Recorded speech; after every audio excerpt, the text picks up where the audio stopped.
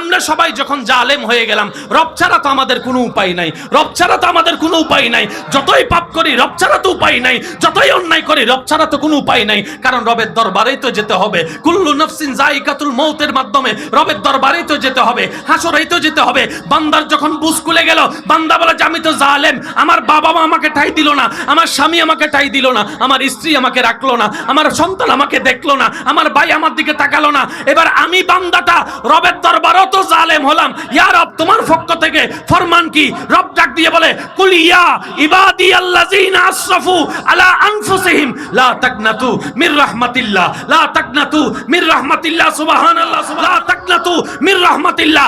আল্লাহ পাক বলে, ও নবী, আপনি আমার বান্দাদের ভিতরে যারা নিজেদের উপর জুলুম করছে তাদেরকে ডেকে ডেকে বলে দেন, তারা যেন আমি রবের রহমত থেকে নিরাশ না হয়। জালেমের জায়গা কোথাও নাই। রব বলে যে আমার জালেম বান্দাগুলা কই? দুনিয়া বলে যে জালেমের কোনো জায়গা নাই। রব বলে যে আমার জালেম বান্দাগুলা কই? সাথে সাথে আমরা সবাই বললাম লাব্বাইক, আল্লাহ আসি আসি আসি। আল্লাহ তুমি ডাকলা আমাদেরকে, বাবা তো ডাকে নাই, মা তো ডাকে নাই, স্বামী তো ডাকে নাই, স্ত্রী তো ডাকে নাই, তুমি ডাকলা তো ডাকলা, ইয়া ইবাদি বলে ডাকলা, আমার বান্দা বলে ডাকলা, আমার বান্দা বলে ডাকলা। বাপে তো আমার ছেলে বলে নাই, স্বামী তো আমার বউ বলে নাই, তুমি তো আমাকে আমার বান্দা বলে ডাকলা। আল্লাহ এত জুলুম করার পর, এত অন্যায় করার পর, এত গুনাহ করার পর, এত পাপ করার পর আমাকে এখনো তোমার বান্দা বলে ডাকতেছো।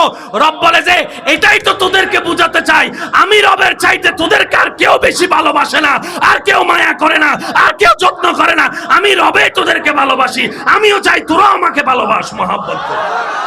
আমি রব যখন চাই ইজ্জত দিই, কিন্তু কোন বান্দা যদি সেই ইজ্জতকে অবহেলা মনে করে, দুর্বলতা মনে করে, অন্যায় করে, জুলুম করে, আমি রব সেটা আর বেশি দিন রাখি না। ওয়াতু ইজ্জু মান্তাসা যেমন সত্য, ওয়াতু জিল্লু মান্তাসা এটাও তেমন সত্য। আমি সবাইকে দিই, কাউকে বঞ্চিত করি না। কিন্তু যে নিয়ামত পেয়ে শুকরিয়া করে, যে নিয়ামত পেয়ে নম্রতা করে, যে নিয়ামত পেয়ে ক্ষমতা দেখাই না, যে নিয়ামত পেয়ে মানুষের উপকার করে, আমি আল্লাহ তাকে দুনিয়াতেও সম্মান দিই, আখিরাতেও সম্মান দিয়ে দিব। সুবহানাল্লাহ। কিন্তু কেউ যদি উল্টা করে, অহংকারী হয়, আপনার জীবন কেন্দ্রিক যা আছে সবই রবের দেওয়া রহমত। আর আল্লাহ বলছেন আমার রহমত থেকে নিরাশ হইস না। তার মানে কি? অনেক দিছি বান্দা, তোরে চোখ দিছি, রহমত দেওয়া শেষ করি নাই। লা তাকনাতু, কবি ভি মায়ুস মত হোনা মেরে রহমত সে। রব বলে যে যা দিয়েছি সব রহমত, যা আছে তা রহমত, আর নিরাশ হইস না। যা দিব তাও রহমত, আমি দিতেই থাকবো, তুই নিতেই থাকবি, আমি দিতেই থাকবো, তুই নিতে থাকবি। সবে আমি আল্লাহ তোদের কাছে চাই তোরা যেন সবসময় শুকরিয়া আদায় করস। আমি রব যদি ধরা শুরু করি, ফেরাউনের মতো বাদশা পর্যন্ত রেহাই পাই নাই, নমরুদের মতো জালিম পর্যন্ত রেহাই পাই নাই। আমি সাময়িক একটা সময় দিই আমার বান্দাদেরকে বুঝে বুঝে ফিরে আসার জন্য। এই পৃথিবীতে কোন জালিম টিকতে পারে নাই, ভবিষ্যতেও টিকতে পারে না। কথা বলেন ঠিক কিনা? আল্লাহ বলছেন, হে আমার পাপী বান্দা, যতই পাপ করো না কেন আমি রবের রহমত থেকে নিরাশ হইও না। এবার সন্তান যখন জালেম, মা বাবা বলে যে তোর কোনো ঠাঁই নাই আমার ঘরে। মা বাবা যখন জালেম, সন্তান বলে যে তোমাকে দেখার কোনো আমার দরকার নাই। বউ যখন হয়ে গেল জালেম, স্বামী বলে যে তোর সাথে আমার কোনো সম্পর্ক রাখার দরকার নাই, সংসার করার ইচ্ছা নাই। স্বামী যখন হয়ে গেল জালেম, বউ বলে যে তোমার সাথে থাকার আমার কোনো ইচ্ছা নাই। এইভাবে শিক্ষক যখন জালেম, ছাত্ররা বলে স্কুল বয়কট করলাম। ছাত্র যখন জালেম, শিক্ষক বলে যে তোকে আমি আর পড়াতে পারবো না। একজন জালেম হলে আরেকজন তাকে গ্রহণ করতে পারে না, গ্রহণ করতে চাই না। এবার একটা ছাত্র দুইটা বেতের বাড়ি শোয়ার ক্ষমতা আছে বয়স সাপেক্ষে, আপনি তাকে মেরে মেরে পুরো বেতটাই ভেঙে ফেললেন। জুলুম বুঝা গেছে? মাত্রার অতিরিক্ত যেটা অসহনীয়, এটাকে কি বলা হয়? সবাই মিলে বলেন, এটাকে কি বলা হয়? তাহলে আল্লাহর গজব থেকে বাঁচতে, আল্লাহর রহমত পেতে আপনাকে আমাকে জালেম হওয়া থেকে বাঁচতে হবে। জালেম হওয়া থেকে, জোরে বলেন, জালেম হওয়া থেকে। এবার আপনি যদি স্বামী হয়ে স্ত্রীর উপর জুলুম করেন তাও আপনি জালেম। আপনি যদি বউ হয়ে স্বামীর উপর জুলুম করেন তাও আপনি জালেম। আপনি যদি মা বাবা হয়ে সন্তানের উপর জুলুম করেন তাও আপনি জালেম। কেন? সবাই রবের বান্দা, আর রব সবার জন্য এক। আজকে একটা কথা মনে রাখবেন, আল্লাহ সব বান্দাকে পরীক্ষা করে।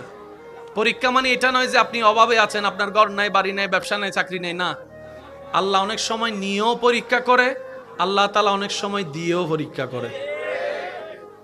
এই শব্দটা মনে রাখবেন। কারো যদি অনেক টাকা থাকে, অনেক সম্পদ থাকে, আপনি মনে করেন না আল্লাহ আপনার উপর খুশি হয়েছে, এটা মনে করার কোনো সুযোগ। বরং যাদের কাছে নাই তাদের চাইতে বড় পরীক্ষায় ফেলে আল্লাহ তাদেরকে, যাদের কাছে আছে। কারণ অভাবে রব মনে থাকে, অভাবে রব মনে থাকে, বিপদে রব মনে থাকে, অসুস্থ দেহের মধ্যে রব মনে থাকে। আর সম্পদের মোহে যখন ডুবে যায় তখন রবের কথা মনে থাকে না। সেজন্য রবকে বলবেন, দোয়া করবেন, ইয়া রব আমাকে অতটুক সম্পত্তি দাও যতটুক সম্পদের মালিক হলে আমি এবং আমার পরিবার সচ্ছলতার সাথে কারো সামনে হাত পাতা ছাড়া মাথা উঁচু করে বেঁচে থাকতে পারবো, অতটুক সম্পদ দাও। আল্লাহ আমাকে অতটুক সম্পদ দিও না যে সম্পদ পেলে আমি নাফরমানের মতো তোমাকে ভুলে যাব, ওই সম্পদের কোনো দরকার নাই। সুবহান। এই দোয়াটা করা যাবে ইনশাআল্লাহ? এই দোয়া করা যাবে?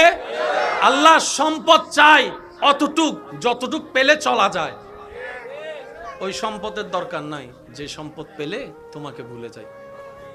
আমি বুঝাতে চাচ্ছি, আমাদের আপ টু বটম, ডাইনে টু বামে, সর্ব জায়গায় রবের রহমত, সর্ব জায়গায় রবের রহমত।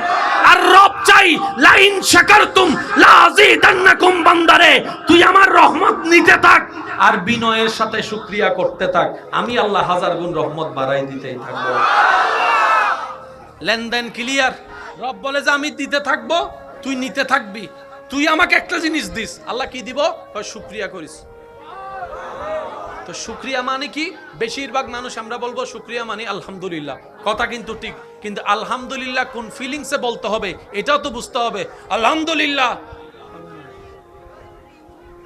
একটু বুঝেন না, আলহামদুলিল্লাহ হবে না। আলহামদুলিল্লাহ পেরেশান হয়েও আলহামদুলিল্লাহ হবে না। দেমাগ দেখায়, রাগ দেখায় আলহামদুলিল্লাহ বলে হবে না। তো কিভাবে বলতে হবে? ওয়া ইবাদুর রহমান আল্লাযীনা ইয়ামশুনা আলাল আরদি হাওনান, ওই আয়াতের ছায়াতলে রব বলে যে বিনয়ী হয়ে আলহামদুলিল্লাহ বল, নম্র হয়ে আলহামদুলিল্লাহ বল, বিনয়ী হয়ে আলহামদুলিল্লাহ বল, গুনাহগার হয়ে আলহামদুলিল্লাহ বল, অহংকার ছাড়া আলহামদুলিল্লাহ বল, ভালোবেসে আলহামদুলিল্লাহ বল। কিছু বিষয় আছে মানতে না চাইলেও মেনে নিতে হয়। আপনার পছন্দ অপছন্দর কোনো এখানে কোটা ব্যবহার করা যাবে না। আপনার পছন্দ অপছন্দের জন্য কোনো আপনার থেকে অনুমতি বা জিজ্ঞাসা করা হবে না। যেমন আপনার মৃত্যুর টাইম আসবে, বয়স কত দেখা হবে না, ঘরে কে আছে দেখা হবে না, আপনি কি একমাত্র ইনকামকারী কিনা সেটা দেখা হবে না। ডাক আসছে মাত্রই যেতে হবে। বলেন না ভাই, কথা বলেন। ডাক আসছে মাত্রই, জোরে বলি, ডাক আসছে মাত্রই। এখানে পছন্দ অপছন্দ করার কোনো সুযোগ নাই। গতকালকে পরশুদিন লাগাতার বৃষ্টি, পানি বন্যা হয়ে গিয়েছে, এমনও রাস্তা জাম হয়েছে। পছন্দ হোক না হোক বৃষ্টি হবে, এটা রবের মর্জি। রব্বুল আলামিন সূরা ইউনূসের ৪৪ নম্বর আয়াতে এলান দিচ্ছেন, আমি আমার বান্দার উপর জুলুম করি না, জুলুম করি না, জুলুম করি না, বরং আমার বান্দারাই নিজেরা নিজেদের উপর জুলুম করে। আল্লাহ জুলুম করে? একটু আওয়াজটা জোরে বলেন, আল্লাহ জুলুম করে? আমরাই আমাদের উপর জুলুম করি। আমরাই নিজেরাই পছন্দ করে কাউকে আগাই দিই, ৩ মাস পরে আমরাই তার বিপক্ষে আবার লাগি। এসব কথা বলে না। যুদ্ধ করে সমাজের সাথে বিদ্বেষ করে একজনকে বউ বানায় ঘরে আনাই, ৬ মাস পরে আবার আমি নিজেই বলি আমার ডিভোর্স লাগবে। ভুল বলতেছি মনে হয়? আরো জোরে বলেন, ভুল বলতেছি? মা বাবার সাথে যুদ্ধ করে খানার অনুসরণ করে ফালসার কিনছে, 1 বছর পরে বলে যে ইয়ান আলতুন লাগ দুনো আতুন আরেকখান লাইব দে আর 15 লাইব দিয়েন লাগ দুনো। এবার বলেন জামিলার মূলকে আমি জুলুম করি না, বান্দা নিজেই নিজে জুলুম করে। তা আল্লাহ তুমি কি করো? রব বলে যে আমি উল্টারও মাফ করে দিই। যে সুবহানাল্লাহ বলে না? আল্লাহ তুমি কি করো? রব বলে যে আমি উল্টারও অ্যাভয়েড করি। যে আমি দেখেও বিচার না করে দয়া করতে থাকি, আমি দেখেও রিজিক বন্ধ না করে খাবার দিতে থাকি, আমি দেখেও দোষগুলাকে গোপন করে আমার বান্দাকে ইজ্জতের ব্যবস্থা করে দিই। সুবহানাল্লাহ। এই মাটির উপরে আকাশের নিচে যত প্রভাবশালী বাদশা, ফেরাউনের মতো বাদশা, ফেরাউনের মতো বাদশা, নমরুদের মতো বাদশা, অথচ এই নমরুদরে আল্লাহ ল্যাংড়া মশা দিয়া পৃথিবী ধ্বংসের পিছনে আমরা দায়ী, দেশ ধ্বংসের পিছনে আমরা দায়ী, সমাজ ধ্বংসের পিছনে আমরা দায়ী, পরিবার নষ্ট হওয়ার পিছনে আমরা দায়ী, সন্তানের জীবন নষ্ট হওয়ার পিছনে আমরা দায়ী, পরিবেশ নষ্ট হওয়ার পিছনে আমরা দায়ী, খুন খারাপি বেড়ে যাওয়ার পিছনে আমরা দায়ী, চুরি ডাকাতি বেড়ে যাওয়ার পিছনে আমরা দায়ী, অন্যায় বেড়ে যাওয়ার পিছনে আমরা দায়ী। হয়তো কোনো জায়গায় আপনি দায়ী, না হয় কোনো জায়গায় আমি দায়ী। আমি হই মানুষের দলে, আপনিও মানুষের দলে। এই পৃথিবী গরু ছাগলে ধ্বংস করে নাই, আমাদের মতো দুই পাওয়ালায় মানুষগুলাই ধ্বংস করেছি আমরা। এবার বলেন দোষ কার? জোরে বলেন, আগে এটা ক্লিয়ার হয়ে না। দোষ কার? দোষ কার? দোষ কার? আমাদের। ওই মেঘের গর্ষণে যে আওয়াজটা শুনি আপনি আমি, বিজলি চমকানোর আওয়াজ, এই আওয়াজটা শোনার পিছনেও কিন্তু একটা কারণ আছে। ওই গর্ষণটার কারণেই হয়েছে, যেটা আপনার আমার দেখা মনে না। একটা কথা মনে রাখবেন, ঘটনার পিছনে ঘটনা থাকবেই থাকবে। এ কথায় সবাই একমত আছেন? একমত আছেন? এবার একটা ডায়লগ আপনারা প্রায় সময় শুনেন, গাছ লাগান, গাছ লাগান। আজকে থেকে 200 বছর আগে কথাটা তো শোনা যায়নি, এখন কেন শোনা যাচ্ছে? তখন পরিবেশ বিজ্ঞানী বলে পৃথিবী রক্ষার জন্য, ভারসাম্য রক্ষার জন্য গাছের দরকার। তো গাছগুলা গেল কই? তাদের তো পা নাই যে হাইটে হাইটে চলে যাবে। তখন পরিবেশ বিজ্ঞানী বলে হয়তো তুই কাটছস, না হয় আমি কাটছি, না হয় আমার দাদা কাটছে, না হয় তোর দাদা কাটছে। ওই গাছ কাটার কারণে পরিবেশের ভারসাম্য নষ্ট হয়েছে। আজকে ওই দাদা নানাদের ভুলের কারণে আজকে আমরা গ্লোবাল ওয়ার্মিং এর সাজা স্বীকার করছি। আগে আমাদের ঋতু ছিল কয়টা? এখন আছে কয়টা? 6টা আসেনি? কথা কয় না? 6টা আছে। এখন বেশি থেকে বেশি বর্ষা, শীত, গ্রীষ্ম, কিন্তু তিনটাই মারাত্মক। গ্রীষ্ম যখন হয় গরমে ফাটাই ফেলে, শীত যখন হয় কাঁপাই ফেলে, আর বৃষ্টি মামুত্ব টিকটিকানা নাই যে কোনো মুহূর্তে। এগুলার দায়ী কারা? জোরে বলেন, এগুলার দায়ী কারা? নালা নষ্ট করছে কারা? খাল নষ্ট করছে কারা? নদীর পানি নষ্ট করছে কারা? সাগরের পানি নষ্ট করছে কারা? আল্লাহ যা দরকার, যতটুক দরকার সব ডিজাইন করে দিয়েছেন এবং নিয়মে বেঁধে দিয়েছেন। আমরা যেই দিন থেকে নিয়ম অমান্য করা শুরু করছি, আপনি আমি 1 লাখ মানুষ 1 লাখ বছর কথা বলে যত জ্ঞান বুঝাতে পারবো, কোরআন একটা শব্দ দিয়ে সেটা বুঝাই ফেলে। সুবহানাল্লাহ জোরে বলেন না? একটা জিনিস দেখেন, কোরআন কয় পারা? জোরে বলেন, কোরআন কয় পারা? কয় সূরা? 100। অথচ এই কোরআনে অতীত, বর্তমান, ভবিষ্যৎ সব আছে না নাই? সব রকমের জ্ঞান আছে না নাই? Science, arts, commerce, physics, chemistry, biology, mathematics সব ধরনের জ্ঞান কোরআনে আছে। তো কোরআন 30 পারা না হয়ে কোরআন তো এত বড় হওয়ার কথা ছিল। রব বলে যে তোরা লেখলে এত বড় হইতো। বাণীটা তো আমার, বাণীটা তো আমার। সুবহানাল্লাহ বলেন না? ও বান্দা, তোরা শুধু আলহামদুলিল্লাহ নিয়ে গবেষণা কর, তোদের জীবন অর্ধেক পার হয়ে যাবে। লিল্লাহি রাব্বিল আলামিন নিয়ে গবেষণা করলে তোর দাদা না 14 গোষ্ঠীর জীবন শেষ হয়ে যাবে, আলামিনের ব্যাখ্যা করা শেষ হবে না। অনলি ওয়ান ওয়ার্ড, আলামিন। একটা শব্দ নিয়ে যদি সবাই গবেষণা করে, কালাদারি সাদা হয়ে যাবে, দাঁত সব ফুইরা যাবে, বুড়োই কবরে চলে যাব। তারপরে শেষ দিন বলবো আলামিনের পরিপূর্ণ ব্যাখ্যা করা আমাদের কারো পক্ষে সম্ভব হয় নাই, হয় নাই, হয় নাই। এটাই কোরআনুল করিম, এটাই আল্লাহর কালাম। চিৎকার দিয়ে বলেন না সুবহানাল্লাহ। আল্লাহর কোরআনের চমৎকার মজা যদি বুঝতে পারা যায়। মনোযোগ আছে? লা তাকনাতু মির রাহমাতিল্লাহ। মর্জি, বলেন তো এটা কার মর্জি? আরো জোরে বলেন, এটা কার মর্জি? কার মর্জি? আল্লাহর মর্জি। কার মর্জি? এখানে কোনো অপশন, পছন্দ অপছন্দ, চয়েস করার কোনো সিদ্ধান্ত। রব বলে যে এটা আমার সিদ্ধান্ত, তোর মন না চাইলেও মেনে নিতে হবে। সন্তান ছোট, বাপ মারা গেছে, কার কি করার? কারো কিচ্ছু করার। আন্দোলন করেও কোনো লাভ, মামলা করেও কোনো লাভ। আজকে একটা জিনিস মনে রাখবেন, যার বুঝ যত সুন্দর তার জীবন তত সুন্দর। সুবহানাল্লাহ। যার মন যত পরিষ্কার তার চিন্তা তত সুন্দর। যত ঝামেলা আপনি দেখেছেন, দেখছেন আপনার চতুর্পাশে, সমস্ত ঝামেলার জন্য আমি দায়ী, আপনি দায়ী, আমরা দায়ী, সবাই দায়ী। যৌতুকের পক্ষে কে কে আছেন? আছে কেউ? এবার যৌতুক আমাদের সমাজের জন্য কি ন্যায় না বিষ? এই যৌতুক তো কেউ না কেউ শুরু করছিল, এই ডিজাইনটা, বলেন না রে ভাই? ওই ডিজাইন যেদিন শুরু হয়েছে সেদিন যদি গলা চিপে ধরা যেত, আজকে হাজার মেয়েদের বিবাহ বন্ধ হয়ে থাকতো না যৌতুকের কারণে। কথা বলেন ঠিক কি না? হাজার হাজার যুবতী আমার বোনেরা ফাঁসির কাস্টে জুটতো না, নিজের আত্মহত্যা করতো না এই যৌতুকের কারণে। যতগুলা হত্যা হয়েছে এগুলার পিছনে আপনিও দায়ী, আমিও দায়ী, আমরাও দায়ী। এবার আমি বলবো, আপনারা শুধু একমত হবেন কি হবেন না আপনার ব্যক্তিগত ব্যাপার। আমি বলে যাচ্ছি, শুধু মিলাবেন, আমার কথাকে অন্যভাবে নিবেন না। প্রতিটা ঘটনার পিছনে একটা ঘটনা থাকে,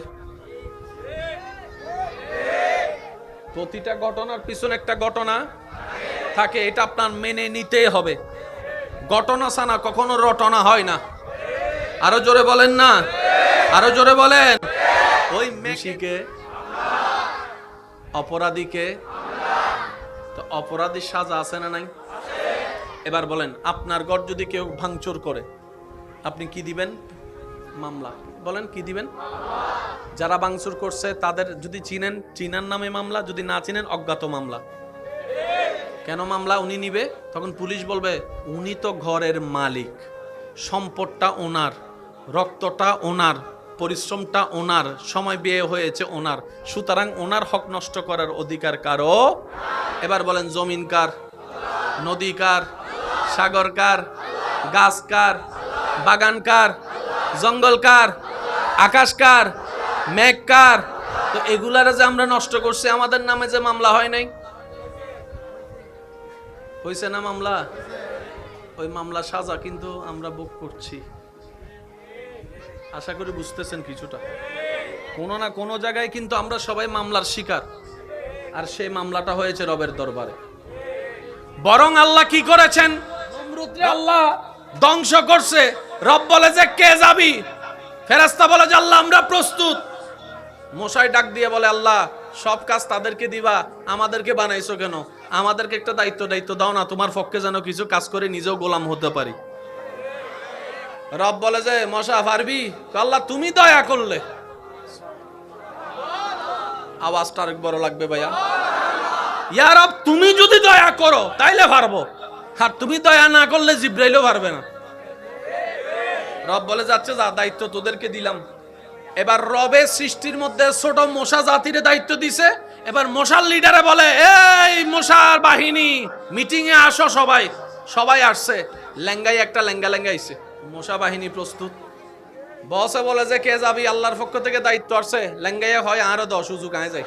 ল্যাংরাইয়া বলে রব যেহেতু হুকুম করছে, আমি ল্যাংরার আর কোনো ভয় নাই, আমারে দেন, আমি যাই। তো মিস্টার ল্যাংরা রাজমহলে ঢুকছে, সুন্দর করে নাকের সামনে গেছে, সেও টাইম মোতাবেক। ল্যাংরাইয়া বলে আমার আর কষ্ট করে ঢুকা লাগে নাই, তুই তো আমারে ঢুকাই দিছস। এবার ভিতরে যাইয়া ওই একটা বাঙ্গা যেটা আছে ওইটা দিয়ে সুন্দর করে হালকা হালকা গুতায়, হালকা হালকা। ইতে কয় আমার এখানে বাড়ি মারলে ভাল লাগে, শেষ পর্যন্ত কয় জোতা মারলে ভাল লাগে। শেষ পর্যন্ত যাদেরকে সে জুলুম করছে ওই সমস্ত মানুষ এসে তার মাথায় জোতা বাড়ি শুরু করছে।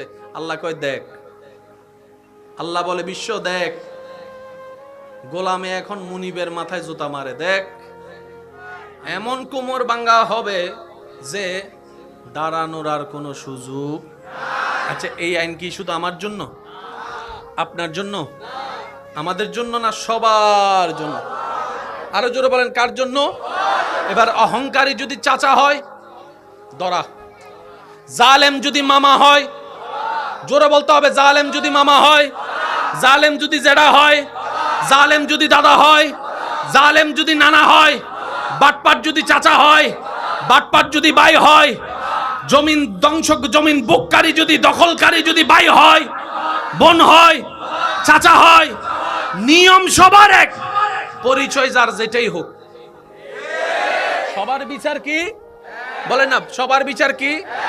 আমার অনেক ভাইয়েরা বলে এত জুলুম করে সে, এত অন্যায় করে, আল্লাহ তারে ধরে না কেন? উত্তরটা জেনে নেন। আল্লাহ তারে ধরবে ধরার সময় আসলে। আপনার আমার টাইমে আল্লাহ ধরবে না, কথা বলে না। আপনার আমার মন মতো টাইমে আল্লাহ ধরবে না, আল্লাহ আল্লাহর সময়ে ধরবে। আর আল্লাহর সময়টা কখন? আল্লাহ পাক বলে আমার সময়টা হচ্ছে উপযুক্ত সময়, যে সময় ধরলে তার কোমর এমনি ভেঙে যাবে, জনগণ দশের সামনে তার চোখ এমনি নিচু নেমে যাবে। আল্লাহর ধরার থেকে কেউ বাঁচার কোনো উপায়? এবার আপনি মানেন না মানেন, এটাই সত্য। আমি কি বুঝাতে পারছি কথা? মানেন না মানেন, এটা মেনে নিতেই হবে। তো মানা দুই প্রকার, একটা হচ্ছে বাধ্য হয়ে মানা। রব বলে যে আমি সেটা পছন্দ করি না, তো ইয়া রব তুমি কেমন মানা চাও? রব্বে বলে যে, রব্বুল আলামিন বলে আমি চাই আমার বান্দা কোনো প্রকার ঠেকা বয় ছাড়া আমি রবের মহব্বতে আমার আদেশকে মেনে নিবে। এটাকে বলা হয় মুসলমান। তাসলিম, আসলাম না, তাসলিম মুসলমান। তাহলে আল্লাহর গজব থেকে বাঁচতে গেলে আমাদেরকে কিছু নিয়ম মানতে, তার মধ্যে একটা নিয়ম হচ্ছে জালেম হওয়া যাবে না। জালেম হওয়া। এবার জালেমকে, জালেম কখন হয়, জুলুম কাকে বলে শুনেন। এটা কি থাকবে কোথায়? এই টুপিটা, মাথার টুপিটাকে কেউ যদি হাঁটুতে রাখে, এটা জুলুম। একটু বুঝবেন, আমি যত সহজে বলা যেতে পারে আমি চেষ্টা করছি। ওলামায়ে কেরাম এবং যত মুরব্বী আছেন ওনাদের দোয়াকে মাথার উপর ছাদ বানিয়ে, টুপিটা মাথার, এটা হচ্ছে ন্যায়।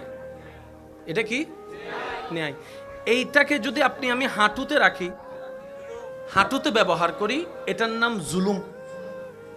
এটার নাম কি? একজনে ভাত খেতে পারবে 1 প্লেট, তাকে যদি আপনি জোর করে 3 প্লেট খাওয়ান, ভালোবাসা না জুলুম? এই তো বুঝতেছেন তো, একটু জোরে জোরে বলেন, আরো জোরে বলেন। একজনে 2 বস্তা সিমেন্ট আলগাতে পারে, তাকে আপনি 5 বস্তা চাপাই দিলেন, আরো জোরে বলেন, আরো জোরে বলেন। একজনে 10 ইঞ্চি জায়গা পায়, আপনি তাকে 2 ইঞ্চি দিলেন। একজনে লোড নিতে পারে 5টা শব্দের কথা, আপনি তাকে 1000 শব্দের বকা দিয়ে দিলেন। সবাই রবের বান্দা, আর সব বান্দার জন্য রব এক। রব সবাইকে স্বামী স্ত্রী চোখে দেখে না, রব সবাইকে বান্দা হিসেবে দেখে। বান্দা, এটা রিক্সাওয়ালা হোক, সিএনজি ওয়ালা হোক, যেই ওয়ালা হোক। আর মজলুমের দোয়া সর্বদা কবুল। মজলুমের দোয়া কবুল, বলেন মজলুমের দোয়া। এবার জামাই যদি জুলুম করে, জামাই হলো জালেম, বউ হলো মজলুম। এবার এই দুইজনের ভিতরে, দুইজনের মধ্যে আল্লাহ কার পক্ষে? জালেমের পক্ষে না মজলুমের পক্ষে? বউয়ের পক্ষে আল্লাহ, কারণ বউ মজলুম। এতটুকু ক্লিয়ার? আর নবী বলে মজলুমের দোয়া আল্লাহর দরবারে কবুল। মজলুমের কোটাটা এমন একটা কোটা, যে কোটায় ভিতরে কেউ দোয়া করলে রব বলে যে কবুল। এখানে আর কোনো দরখাস্ত, আর কোনো কিছু প্রশ্ন করার দরকার নাই। এবার আসেন, এই হিসাবে আমরা সবাই কিভাবে, মা বাবা টাকা দিছে পড়ার জন্য, সে টাকাটা আপনি আমি মা বাবার গামের উপার্জনকৃত টাকা কোচিং এর নাম দিয়ে নিয়ে পার্কে যাওয়া হয়েছে, সেখানেও সন্তান জালেম। কথা বলেন। গাইডের নাম দিয়ে টাকা নিয়ে ঘুরতে যাওয়া হয়েছে, জালেম বলেন না? শুধু যে একদিকে জালেম না, জালেম আমরা অনেক দিকে জালেম। সেজন্য বলেছি আমরা সবাই কিন্তু মূলত জালেম। আমরা সবাই মূলত কি? এবার আল্লাহ তাআলার ফরমানটা একটু শুনেন, কেন শুধু এতটুক বলা, একটা আয়াত বুঝার জন্য, আর কিচ্ছু না। এবার বলেন আমরা সবাই জালেম, বলেন আমরা সবাই জালেম মানে পাপী, জালেম মানে অপরাধী, জালেম মানে আসামি, জালেম মানে সাজাপ্রাপ্ত, জালেম মানে কষ্টে থাকার যোগ্য। ঠিক আছে? এবার আমরা সবাই হয়ে গেলাম জালেম, আমরা সবাই হয়ে গেলাম, জোরে বলেন না আমরা সবাই হয়ে গেলাম। এবার ভালোবাসা কয় পক্ষ থেকে হয় বলেন না? সারাদিন আপনি আই লাভ ইউ বললে হবে? ওই দিক থেকে I love you too, I love you যদি বলা হয় আই লাভ ইউ টু আসতে হবে। জোরে জোরে জোরে। আমি তোমাকে ভালোবাসি যদি বলা হয় আমিও তোমাকে ভালোবাসি বলতে হবে। তাহলে জালিমের জায়গা, পাপীর জায়গা কোথাও? রব বলে যে আমার কাছে আয়, জায়গা আছে, দয়াও আছে, মায়াও আছে। এবার একটু আয়াতটা খেয়াল করবেন, হাজারবার শুনছেন, আমি একটু স্মরণ করে দিচ্ছি। লা তাকনাতু মির রাহমাতিল্লাহ, একটু সবাই মিলে বলি লা তাকনাতু মির রাহমাতিল্লাহ। পৃথিবীতে যত ভাষা আছে সবচেয়ে চমৎকার ভাষা হচ্ছে কোরআনের ভাষা। সুবহানাল্লাহ বলে না? আপনি আমি, আপনারা যে আমাকে দেখছেন ভাইয়া, এটাও রহমত। আমার কথা শুনছেন, এটাও রহমত। সুবহানাল্লাহ একটু জোরে জোরে বললে শুনতে পাচ্ছি। হেঁটে এসেছেন রহমত, বসেছেন রহমত, দাঁড়াচ্ছেন রহমত, হাঁটছেন রহমত, কথা বলছেন রহমত, কথা শুনছেন রহমত, বুঝতে পারছেন রহমত, কোন ভাষা কি জানতে পারছেন রহমত, ঘরে রহমত, মা বাবা রহমত, স্বামী রহমত, স্ত্রী রহমত। সুবহানাল্লাহ জোরে জোরে বলতে হবে। সন্তান রহমত, ব্যবসা রহমত, চাকরি রহমত, দেখতে পারা রহমত, সন্তান রহমত, নাতি রহমত, পতি রহমত, গড় রহমত, চাকরি রহমত, ডানে রহমত, বামে রহমত, সূর্য রহমত, চন্দ্র রহমত, সাগর রহমত, নদী রহমত, আকাশ রহমত, বৃষ্টি রহমত, মেঘ রহমত। সুবহানাল্লাহ বলেন না? মেঘ রহমত, পাহাড় রহমত, জঙ্গল রহমত, গাছ রহমত, মাটি রহমত, পানি রহমত, ক্ষুধা রহমত, হজম হওয়া রহমত, খাবার রহমত, ধান রহমত, সবজি রহমত, মাছ রহমত, গোস্ত রহমত। আল্লাহ বলে যে রহমত দিয়েওছি, দিব। ধরছেন খাবার রহমত, জাল মিষ্টি তিতা বুঝছেন রহমত, দাঁত দিয়ে চাবাচ্ছেন রহমত। আজকে আমার একটা অনুরোধ খেয়াল করবেন, বাড়িতে গিয়ে শোবার পরে নিজের দাঁতগুলোকে একটু দেখবেন, আল্লাহর যে কত বড় রহমত আপনার দাঁতে আছে। একটু পিছনের দিকে চলে যান, দাঁতগুলো একদম চ্যাপ্টা এবং চতুর্ভুজের মতো, মাঝখানেও জায়গা আছে, ডাইনেও জায়গা আছে, বামেও জায়গা আছে, এরকম। একটু সামনের দিকে আসবেন, এরকম। এর থেকে একটু সামনের দিকে আসবেন, এরকম। আল্লাহ এত ধরনের দিলা কেন? এবার ডাক্তারে বলে খাবার যদি খাও ভালো করে চিবিয়ে খাও, যেন হজমটা তাড়াতাড়ি হয়। তো চিবানোর জন্য দাঁতের দরকার আছে না নাই?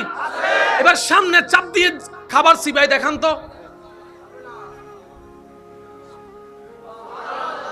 আপনার খাবারটা চিবানোর জন্য যে দাঁতের দরকার, যে দাঁতের স্ট্রাকচার দরকার, সেটা আল্লাহ আপনার পিছনের সাইডে দিয়েছেন এইভাবে। ওই অনেকটা ওই যে আমরা রুটি বানানোর সময় চাপ দিই,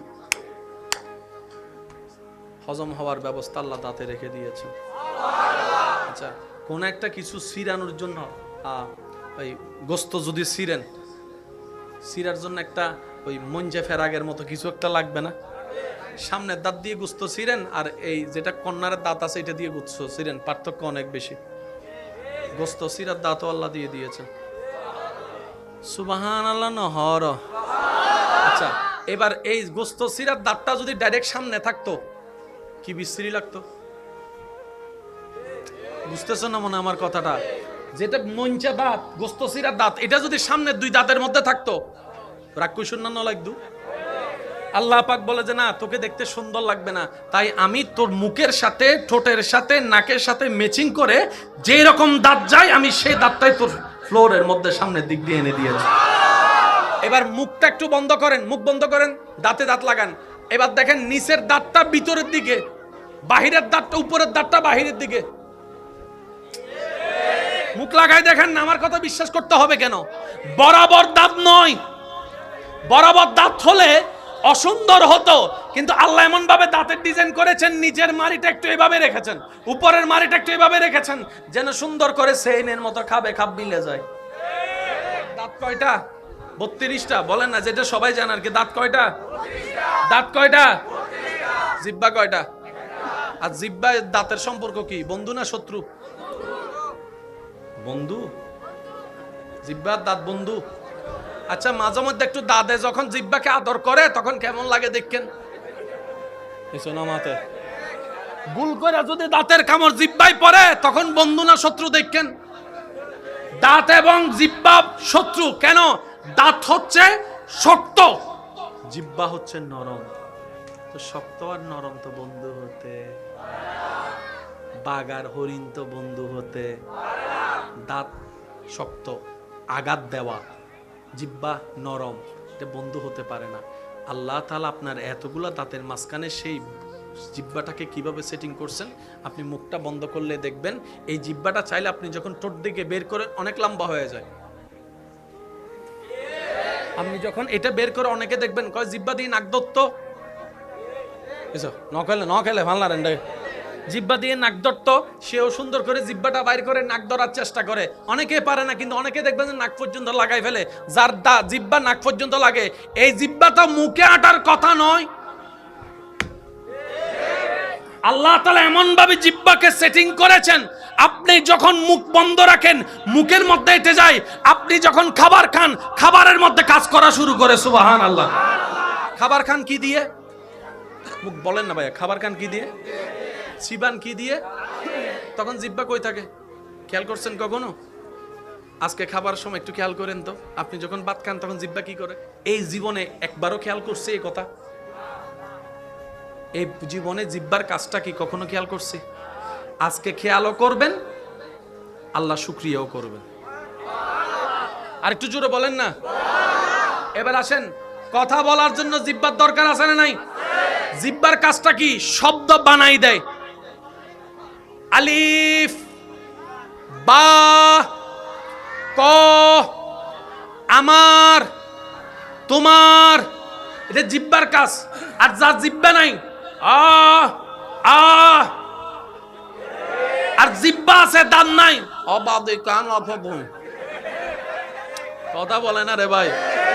জিহ্বা আছে, দাঁত নাই, বাবা বাবা শুনি তো। আর দাঁত আছে, জিহ্বা নাই, ও আ করবে, কিন্তু আপনি ভাষাও বলতে পারছেন, খাবারও খেতে পাচ্ছেন। আপনি জানেন কথা বলার জন্য জিহ্বারও দরকার, দাঁতেরও দরকার, ঠোঁটেরও দরকার, বাতাসেরও দরকার। খাবার সময় যে কথা বলেন এটা কেমনে বলেন ভাইবা দেখবেন আল্লাহর কুদরত কাকে বলে। ভাবতে ভাবতে অবাক হয়ে যাবেন। আল্লাহ বলে যে লা তাকনাতু মির রাহমাতিল্লাহ, তুই ভাত খাস তখন আমার রহমত থেকে নিরাশ হইস না। রব বলে যে বান্দা তোর খিদা যে লিখেছে ওই খিদাটা আমি রবের রহমত। বান্দারে তোর খিদার মধ্যে যে খাবারের দরকার সেই খাবারটা আমি রবের দেওয়া রহমত। তোর বউয়ে, তোর মায়ে, তোর বোনে যে রান্না করেছে ওই রান্না করাটা আমি রবের রহমত। আগুনটা আমি রবের রহমত, নুনটা আমি রবের রহমত। একটু মনোযোগ মনোযোগ, সুবহানাল্লাহ। তোর যে মশলা লাগবে মশলাটা আমি রবের রহমত, দুনিয়াটা আমি রবের রহমত, আমি রবের রহমত। তোর যে রান্নার যে সরঞ্জাম সবগুলাই আমি রবের রহমত। তোর বউয়ে, তোর বোনে, তোর মা যে রান্না করার পরে একটুখানি মজা হয়েছে কিনা জিহ্বা দিয়ে চেটে দেখেছে, ওই জিহ্বার স্বাদটা আমি রবের দেওয়া রহমত, আমি রবের দেওয়া রহমত। সুবহানাল্লাহ। চুল পড়েছে কি পরে নাই, ময়লা পড়েছে কি পরে নাই দেখার জন্য যে চোখটা, এই চোখটা আমি রবের দেওয়া রহমত। সুবহানাল্লাহ।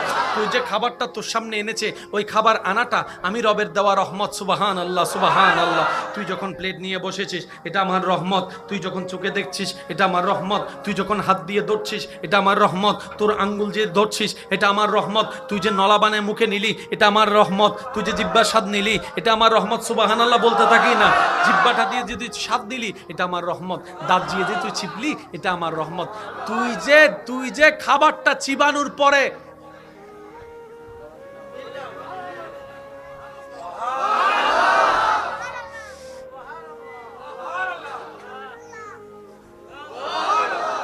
জায়গা কিন্তু একটা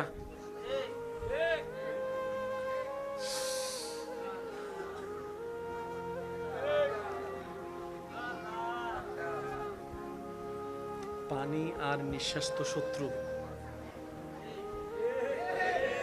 খাবার আর নিঃশ্বাস তো শত্রু। এক জায়গা দিয়ে আপনি পানি খাচ্ছেন, নিঃশ্বাসও নিচ্ছেন, কি রে এটা কিভাবে সম্ভব, এটা কিভাবে সম্ভব? ডাক্তারের কাছে যাই জিজ্ঞেস করলেন, ডাক্তার খাদ্য নালী আর নিঃশ্বাস নালী কি এক? ডাক্তাররা বলে যে না না, এটাই তো বড় আল্লাহর কুদরত। কিভাবে? কণ্ঠনালীর পরে গিয়ে আল্লাহ দুইটা নালীর ব্যবস্থা করেছেন, একটা ডাইরেক্ট ফুসফুস হয়ে আপনার নিঃশ্বাসের সম্পর্ক, সুবহানাল্লাহ, আর একটা নালী পাকস্থলী হয়ে আপনার ক্ষুধার খাবারের সম্পর্ক। আপনি যখন পানি খান সেটা অটোমেটিক, কোনো প্রকার সেখানে ডাইমেনশনের কম্পিউটারের ব্যবস্থা নাই। পানি যখন খান সেটা খাদ্য নালী দিয়ে চলে যায়, খাবার যখন খান খাদ্য নালী দিয়ে চলে যান। আবার যখন খাবারের মাঝখানে আপনি নিঃশ্বাস নেন তখন নিঃশ্বাস নালী চালু হয়ে যায়। কোন একটা খাবারের যদি একটা বিন্দু খাবার যদি আপনার নিঃশ্বাস নালীতে পড়ে, নিঃশ্বাস বন্ধ হয়ে যাবে, নিঃশ্বাস আটকায় যাবে। আপনি আমি খেয়ালও করি না, প্রতি সেকেন্ডে আল্লাহ তাআলা আমাদের খাদ্য নালীরও খেয়াল রাখে, নিঃশ্বাস নালীরও খেয়াল রাখে। সেজন্য আপনি পানি খাওয়ার সময় নিঃশ্বাস নিতে পারবেন না। দেখেন, আপনি খাবার সময় যত বড় কিছু হন না কেন আপনি অক্সিজেন নিতে পারবেন না। এবার সিস্টেম কি? যখন বান্দা খায় তখন আল্লাহ নিঃশ্বাস নালীর উপরে একটা ঢাকনা বসায় দেয়।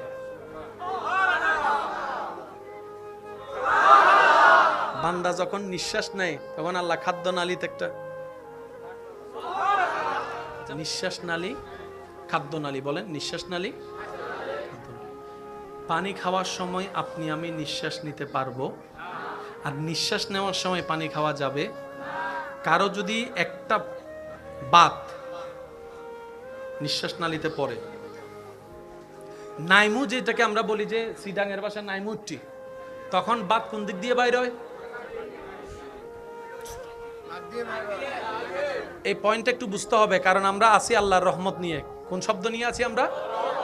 এই একটা শব্দ যদি বুঝতে পারি আমাদের দুনিয়াও সুন্দর হয়ে যাবে, আখিরাতও সুন্দর হয়ে যাবে। সুবহানাল্লাহ। নাইম উঠলে খাবার কোন দিক দিয়ে বের হয়? আচ্ছা, মাঝে মধ্যে নাকে ড্রপ দিলে মুখে, তার মানে মুখের সাথে নাকের একটা সম্পর্ক আছে। কিন্তু এখনো পর্যন্ত আপনি খাওয়ার সময় যদি সব খাবার যদি নাক দিয়ে বাইরে হইতো, অবস্থা কি হতো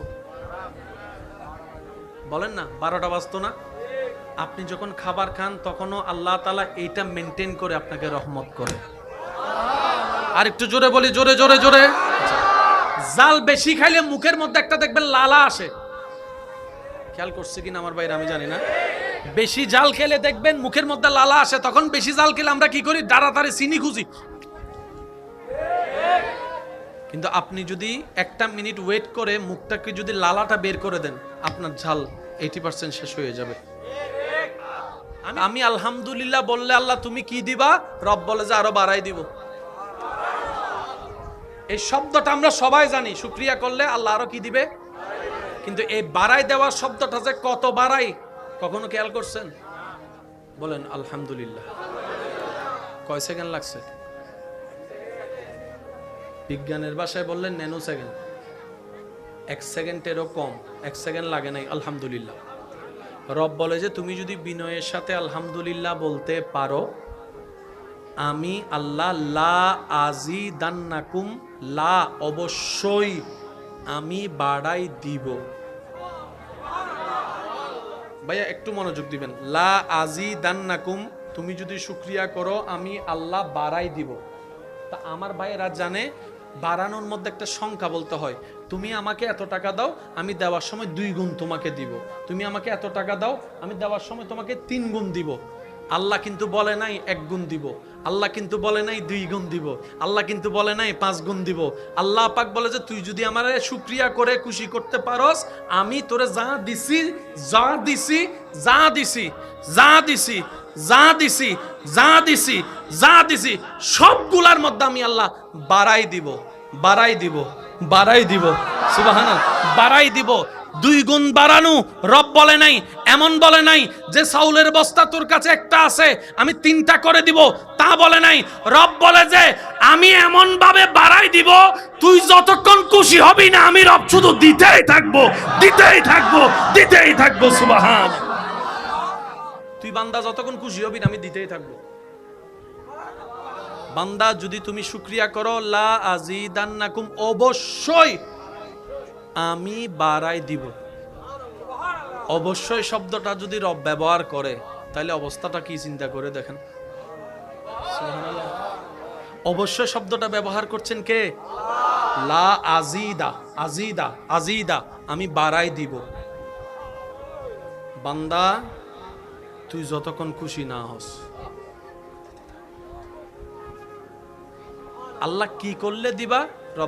রব বলে যে শুকরিয়া করলে। আল্লাহ কি বিষয়ে শুকরিয়া করব? রব বলে যে আমার রহমতের বিষয়ে। এবার আপনার রবের রহমত আপনি যেটাগুলাকে চিনেন সবগুলা নিয়ে শুকরিয়া করতে থাকেন, আপনার অ্যাকাউন্টে বাড়বে নিশ্চিত। তা আমাদের বাড়ে না কেন জানেন? আমরা শুকরিয়া যতটুক করি না তার চাইতে নাক ছিটকাই বেশি। পাওয়া জিনিস নিয়ে শুকরিয়া নেই, না পাওয়া নিয়ে আফসোসের শেষ নাই।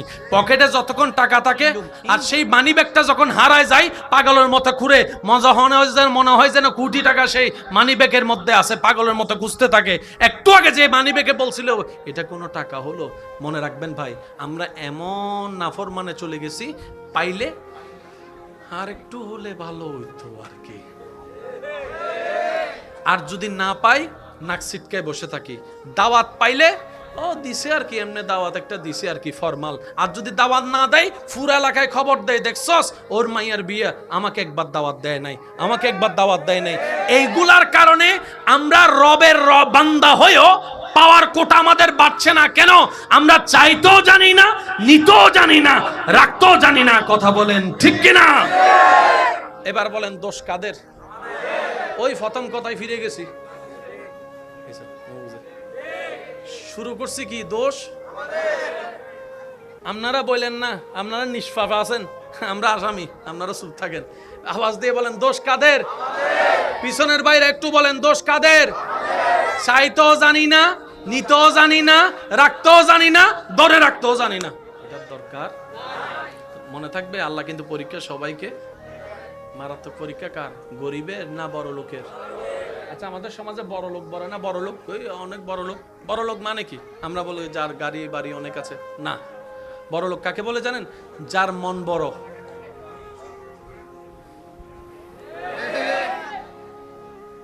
আমি মনে বুঝাতে ব্যর্থ হচ্ছি আপনাদেরকে। বড় লোকের অর্থ হচ্ছে যে যার মন বড় সে বড় লোক।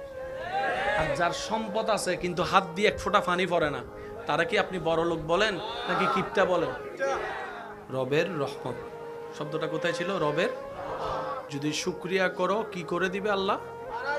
একটু সবাই মিলে বলেন কি দিবে? এই বাড়ানোটা কত কেজি, কত মাইল, কত টন? তো আল্লাহ কাকে কতটুক দিবে? রব বলে যে আমাকে যতটুক বলে খুশি করতে পারবে তাকে আমি ততটুক দিব। তাহলে এখানে মেন দায়িত্ব হচ্ছে পাওয়ার জন্য শর্ত আল্লাহকে খুশি করা। এবার আপনি আপনার রবকে কিভাবে খুশি করবেন এটা আপনার ব্যক্তিগত ব্যাপার। আমি কি বুঝাতে পারছি? মনে করেন আমি বলি বান্দার শুধু একটাই কাজ, রবকে খুশি করে কবরে যাওয়া। আর কোনো কাজ বলেন না, আর কোনো কাজ? কোন বান্দার জীবনে দেওয়া একটা সিজদা যদি রবের দরবারে কবুল হয়ে যায় এটাই তার জীবনের জন্য কাফি হয়ে যাবে।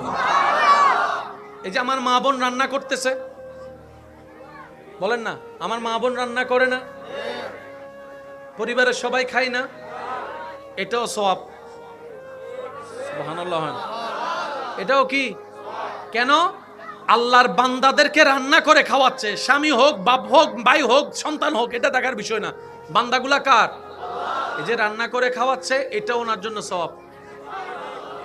কোন মা বোনের এ রান্না করাও যদি রবের কাছে পছন্দ হয়ে যায় এটার বেনিফিটও আল্লাহ ওনাদেরকে দান করবে। রাস্তা দিয়ে যাচ্ছেন, কেউ রাস্তা চিনে না, পথ ভুলে গিয়েছে, আপনি সঠিক রাস্তাটা দেখাই দিয়েছেন, এটাও আপনার হাসরে নাজাতের কারণ হয়ে যেতে পারে। কেউ তৃষ্ণার্ত বুক ফেটে যাচ্ছে, ঘর থেকে একটু ঠান্ডা পানি এনে দিলেন কিংবা পানি এনে দিলেন, এটাও যদি রবের কাছে পছন্দ হয়ে যায় আপনার পুলসিরাতের রাস্তা সহজ হয়ে যাবে। এক কথায় মনে রাখবেন, বান্দার কাজ আল্লাহকে খুশি করা। আওয়াজ দিয়ে বলেন বান্দার কাজ আল্লাহকে কি করা? বান্দার কাজ আল্লাহকে কি করা? বান্দার কাজ আল্লাহকে কি করা? তো খুশি করার জন্য কিছু কাজ নিয়ম জানার দরকার আছে না নাই? ওই নিয়মগুলা বান্দাকে শিখাই দেওয়ার জন্য প্র্যাকটিক্যাল থিওরিক্যাল আল্লাহ যাকে আল্লাহর পক্ষ থেকে পাঠিয়েছেন ধরাতে, তিনিই নবী রাহমাতুল লিল আলামিন। নবী কি করেছেন? বান্দাদেরকে শিখাই দিছে, এটা করো, এটা কইরো না, এভাবে করো, এভাবে কইরো না, এখানে যাও, ওখানে যাইও না, এভাবে বলো, এভাবে বইলো না, মা বাবার সামনে এভাবে থাকো, স্ত্রীর সামনে এভাবে থাকো, স্বামীর সামনে এভাবে থাকো, বন্ধুর সাথে এভাবে চলো, ব্যবসা এভাবে করো, চাকরি এভাবে করো, লেনদেন এভাবে করো। ইয়া রাসূলুল্লাহ, এগুলা কেন শিখাচ্ছেন? নবী বলে যে এগুলা আমি সেগুলাই শিখাচ্ছি যেগুলা রব পছন্দ করবে, ওই নিয়মটা যদি তুমি চলতে পারো। সুবহানাল্লাহ। ফ্যাঁসের কিছু আসেনি, কোনো জামিলা ডামিলে। আল্লাহ পাক আমাদেরকে জামিলা মুক্ত জীবন দান করুন। আজকে এখান থেকে একটা আবদার করতে চাই, ন্যায় বিচার পাওয়ার জন্য যদি আন্দোলন করতে হয়, এটা বড় দুঃখের বিষয়। অপরাধীর সাজা চাইতে যদি আন্দোলন করতে হয়, এটা বড় দুঃখের বিষয়। বুঝবেন কথা? এটা বড় কিসের বিষয়? মনে করেন একজন তার মা বাবাকে মারছে, সমাজ এটার বিচার করতেছে না। এই বিচারটা করার জন্য যদি আমরা সমাজের সবাই নিয়ে আন্দোলন করি, এটার চাইতে বড় দুঃখের বিষয় হতে পারে না। আন্দোলন করতে হবে কোথায়? একজন নিরপরাধকে সাজা দেওয়া হচ্ছে, আমরা আন্দোলন করব, এখানে আন্দোলন মানা যায়। অপরাধীর সাজা চাইতে আন্দোলন মানায় না। আর যদি আন্দোলন করতে হয়, এটার চাইতে বড় লজ্জা আর কিছু হতে পারে? মনে রাখবেন, অপরাধীর পরিচয় শুধু একটাই, অপরাধী। অপরাধীর কোনো ভিন্ন পরিচয় নাই। আলেমও যদি অপরাধ করে, তখন ওনার পরিচয় কি? অপরাধী। বলেন না, তখন ওনার পরিচয় কি? যদি ছাত্র অপরাধ করে জোরে বলতে হবে। মা বাবা যদি অপরাধ করে, পুলিশ যদি অপরাধ করে, আর্মি যদি অপরাধ করে, ডাক্তার যদি অপরাধ করে, রোগী যদি অপরাধ করে, জনগণ যদি অপরাধ করে, অপরাধীর ভিন্ন কোনো পরিচয় নাই। অপরাধীর পরিচয় একটাই, অপরাধী, অপরাধী, অপরাধী। আর অপরাধী যেই হোক, সে সাজা পাওয়ার হকদার, তাকে সাজা দিতেই হবে। যদি সাজা না দেয়, তাহলে কি হবে? পৃথিবীতে আইন রাখার দরকার নাই। যদি অপরাধী সাজা না পায়, আইন রাখার দরকার। যদি অপরাধী সাজা না পায়, পুলিশ রাখার দরকার। যদি অপরাধী সাজা না পায়, আদালত রাখার দরকার। যদি অপরাধী সাজা না পায়, তাহলে সমাজ, এটাকে আপনি এক সময় গিয়ে বলতে পারবেন না, হ্যাঁ সমাজটা নষ্ট হয়ে গিয়েছে, আমরা কিছুই করতে পারলাম না। এই কথা বলার আর কোনো অধিকার?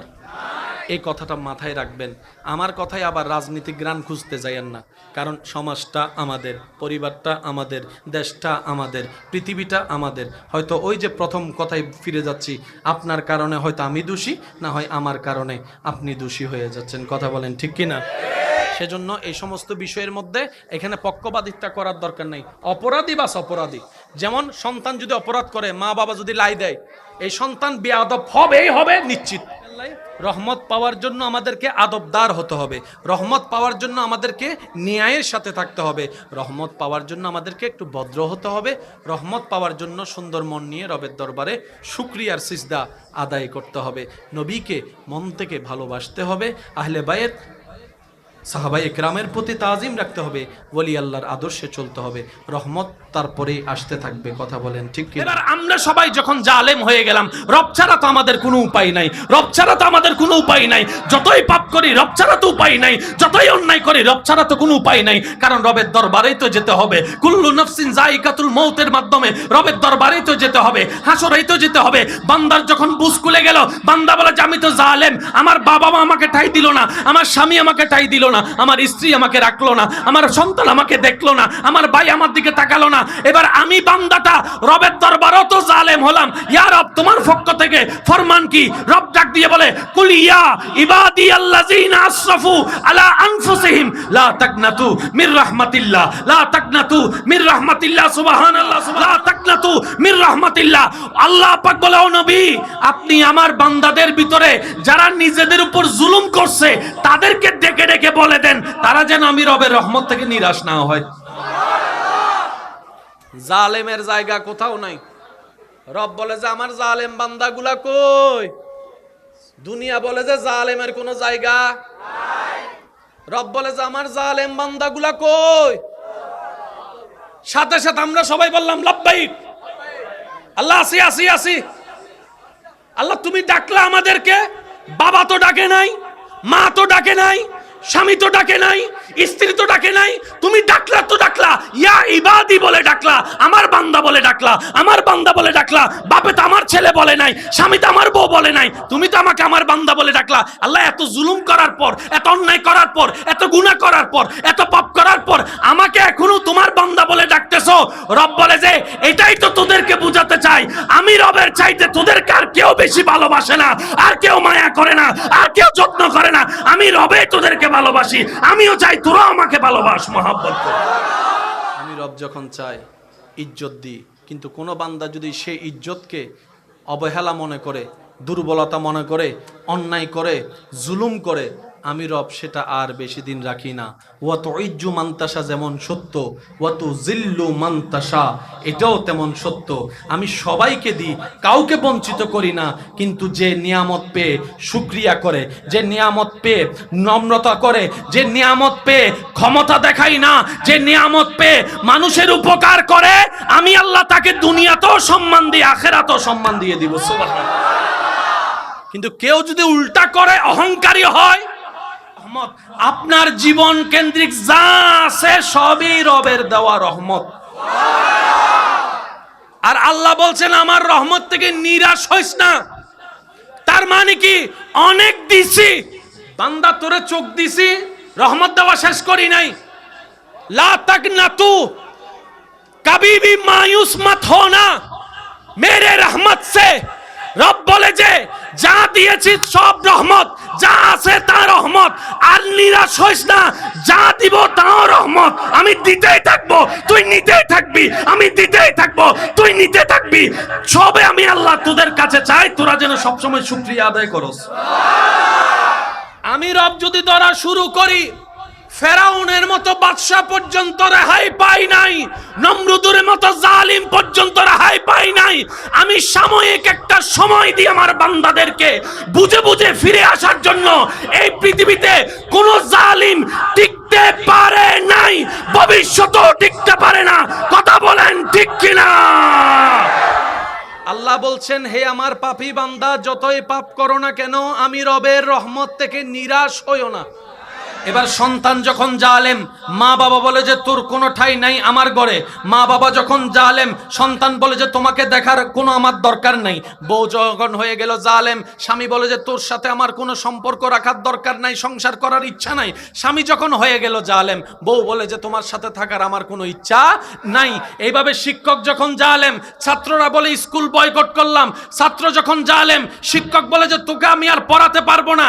একজন জালেম হলে আরেকজন তাকে গ্রহণ করতে পারে না, গ্রহণ করতে চাই না। এবার একটা ছাত্র দুইটা বেতের বাড়ি শোয়ার ক্ষমতা আছে বয়স সাপেক্ষে, আপনি তাকে মেরে মেরে পুরো বেতটাই ভেঙে ফেললেন।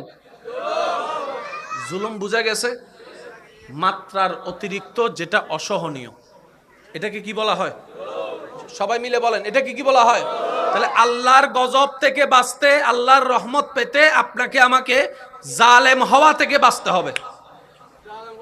জালেম হওয়া থেকে, জোরে বলেন, জালেম হওয়া থেকে।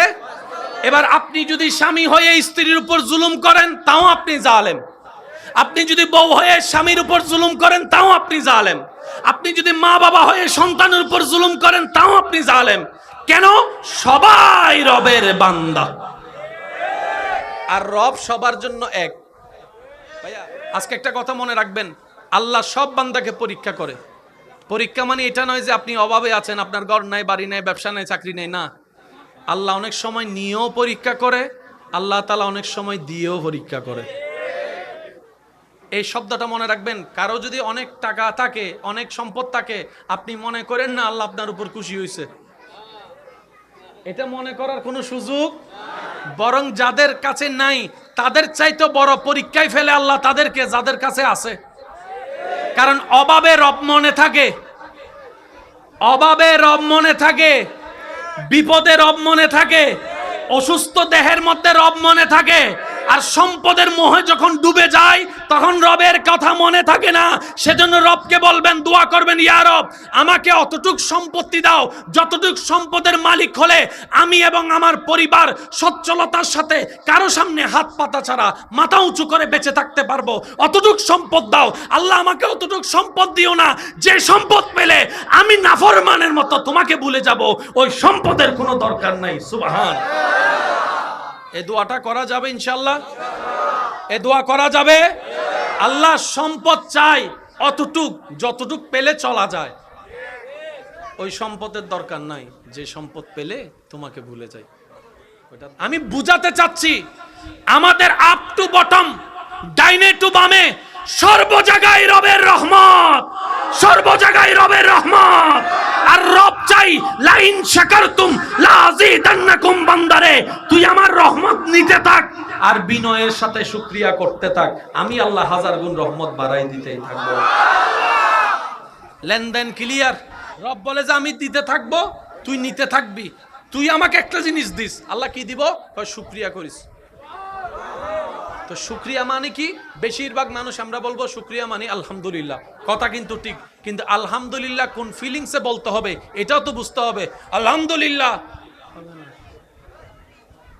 একটু বুঝেন না, আলহামদুলিল্লাহ হবে না। আলহামদুলিল্লাহ পেরেশান হয়েও আলহামদুলিল্লাহ হবে না, দেমাগ দেখায় রাগ দেখায় আলহামদুলিল্লাহ বলে হবে না। তো কিভাবে বলতে হবে? ওয়া ইবাদুর রহমান আল্লাযীনা ইয়ামশুনা আলাল আরদি হাওনান, ওই আয়াতের ছায়াতলে রব বলে যে বিনয়ী হয়ে আলহামদুলিল্লাহ বল, নম্র হয়ে আলহামদুলিল্লাহ বল, বিনয়ী হয়ে আলহামদুলিল্লাহ বল, গুনাহগার হয়ে আলহামদুলিল্লাহ বল, অহংকার ছাড়া আলহামদুলিল্লাহ বল, ভালোবেসে আলহামদুলিল্লাহ বল। কিছু বিষয় আছে মানতে না চাইলেও মেনে নিতে হয়। আপনার পছন্দ অপছন্দর কোনো এখানে কোটা ব্যবহার করা যাবে না। আপনার পছন্দ অপছন্দের জন্য কোনো আপনার থেকে অনুমতি বা জিজ্ঞাসা করা হবে না। যেমন আপনার মৃত্যুর টাইম আসবে, বয়স কত দেখা হবে না, ঘরে কে আছে দেখা হবে না, আপনি কি একমাত্র ইনকামকারী কিনা সেটা দেখা হবে না, ডাক আসছে মাত্রই যেতে হবে। বলেন না ভাই, কথা বলেন। ডাক আসছে মাত্রই, জোরে বলি, ডাক আসছে মাত্রই। এখানে পছন্দ অপছন্দ করার কোনো সুযোগ নাই। গতকালকে পরশুদিন লাগাতার বৃষ্টি, পানি বন্যা হয়ে গিয়েছে, এমন রাস্তা জাম হয়েছে।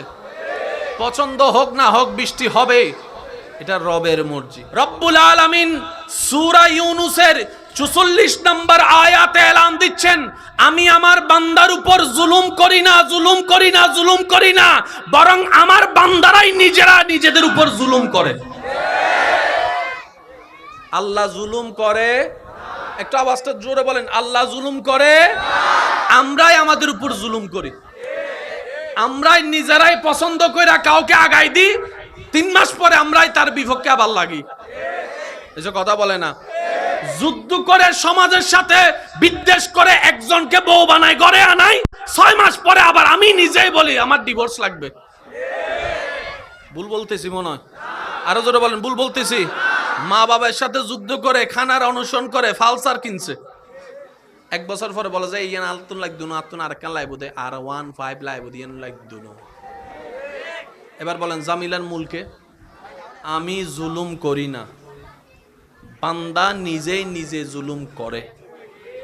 তা আল্লাহ তুমি কি করো? রব বলে যে আমি উল্টারও মাফ করে দিই। যে সুবহানাল্লাহ বলে না? আল্লাহ তুমি কি করো? রব বলে যে আমি উল্টারও অ্যাভয়েড করি, যে আমি দেখেও বিচার না করে দয়া করতে থাকি, আমি দেখেও রিজিক বন্ধ না করে খাবার দিতে থাকি, আমি দেখেও দোষগুলাকে গোপন করে আমার বান্দাকে ইজ্জতের ব্যবস্থা করে দিই। সুবহানাল্লাহ।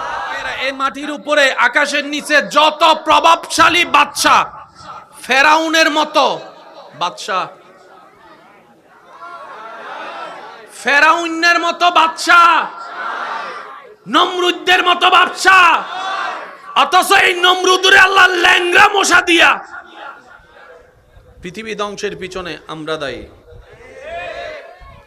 দেশ ধ্বংসের পিছনে আমরা দায়ী, সমাজ ধ্বংসের পিছনে আমরা দায়ী। পরিবার নষ্ট হওয়ার পিছনে আমরা দায়ী, সন্তানের জীবন নষ্ট হওয়ার পিছনে আমরা দায়ী, পরিবেশ নষ্ট হওয়ার পিছনে আমরা দায়ী, খুন খারাপি বেড়ে যাওয়ার পিছনে আমরা দায়ী, চুরি ডাকাতি বেড়ে যাওয়ার পিছনে আমরা দায়ী, অন্যায় বেড়ে যাওয়ার পিছনে আমরা দায়ী। হয়তো কোনো জায়গায় আপনি দায়ী, না হয় কোনো জায়গায় আমি দায়ী। আমি হই মানুষের দলে, আপনিও মানুষের দলে। এই পৃথিবী গরু ছাগলে ধ্বংস করে নাই, আমাদের মতো দুই পাওয়ালাই মানুষগুলাই ধ্বংস করেছি আমরা। এবার বলেন দোষ কার? জোরে বলেন, আগে এটা ক্লিয়ার হয়ে না। দোষ কার? দোষ কার? দোষ কার? আমাদের। ওই মেঘের গর্ষণে যে আওয়াজটা শুনি আপনি আমি, বিজলি চমকানোর আওয়াজ, এই আওয়াজটা শোনার পিছনেও কিন্তু একটা কারণ আছে। ওই গর্ষণটার কারণেই হয়েছে, যেটা আপনার আমার দেখা মনে না। একটা কথা মনে রাখবেন, ঘটনার পিছনে ঘটনা থাকবেই থাকবে। এ কথায় সবাই একমত আছেন?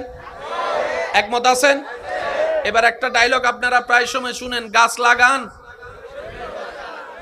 গাছ লাগান। আজকে থেকে 200 বছর আগে কথাটা তো শোনা যায়নি, এখন কেন শোনা যাচ্ছে?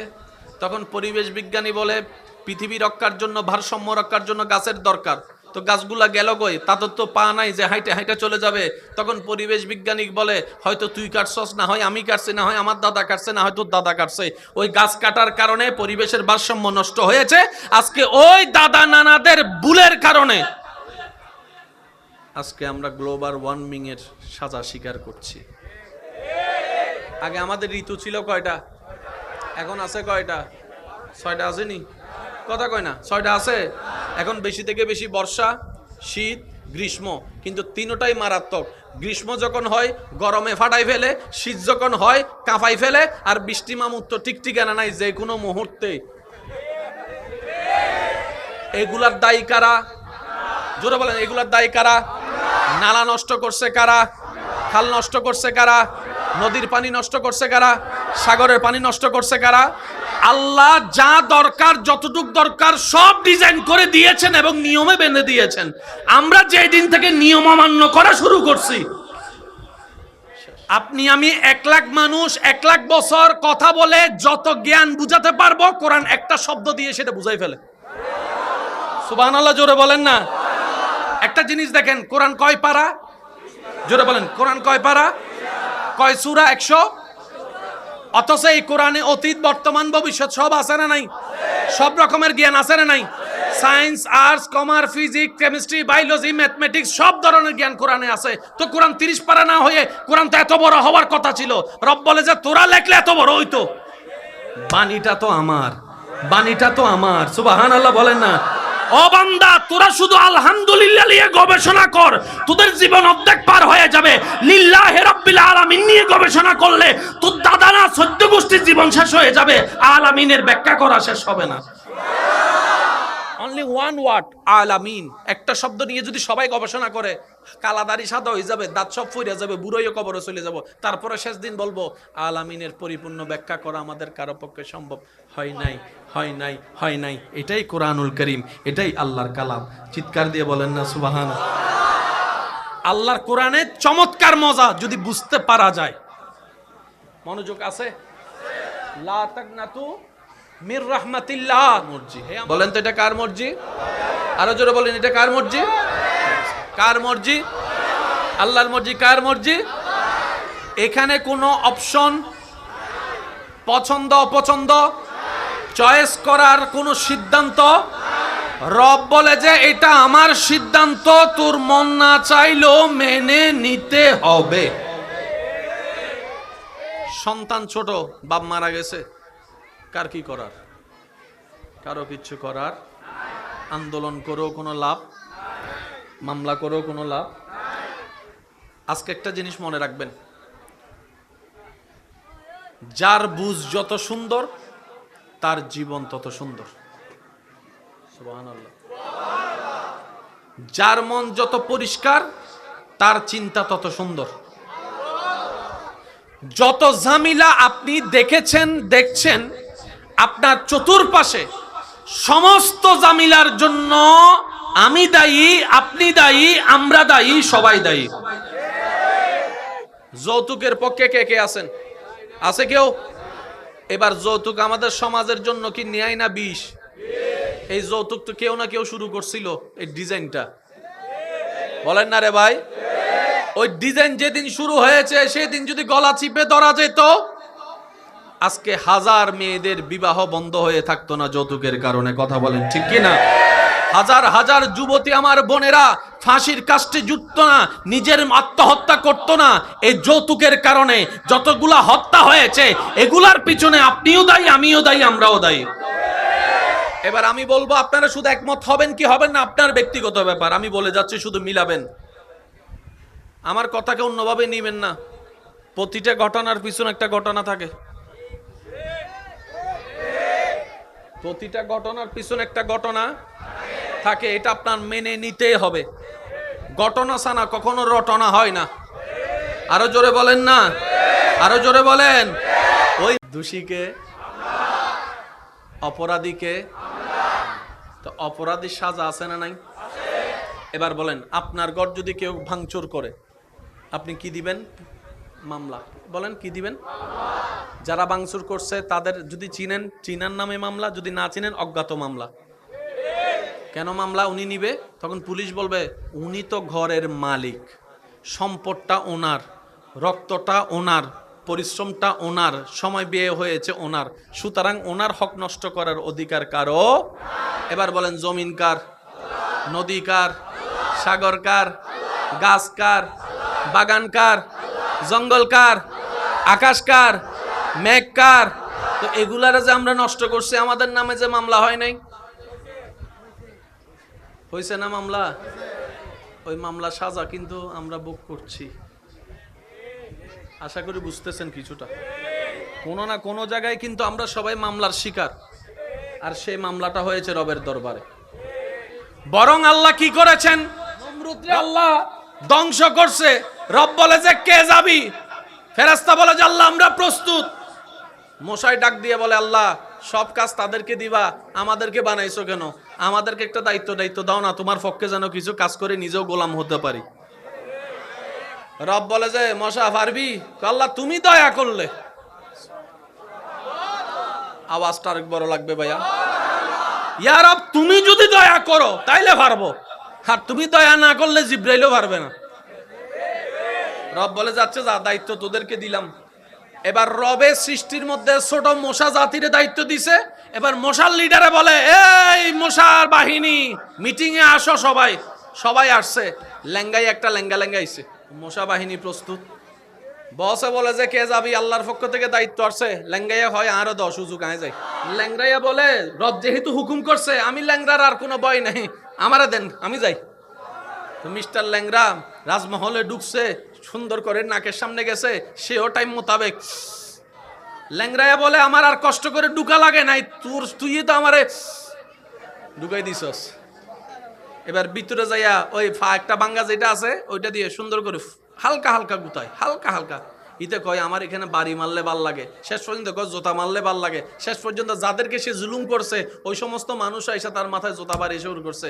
আল্লাহ কয় দেখ, আল্লাহ বলে বিশ্ব দেখ, গোলামে এখন মুনিবের মাথায় জুতা মারে, দেখ এমন কোমর ভাঙ্গা হবে যে দাঁড়ানোর আর কোনো সুযোগ।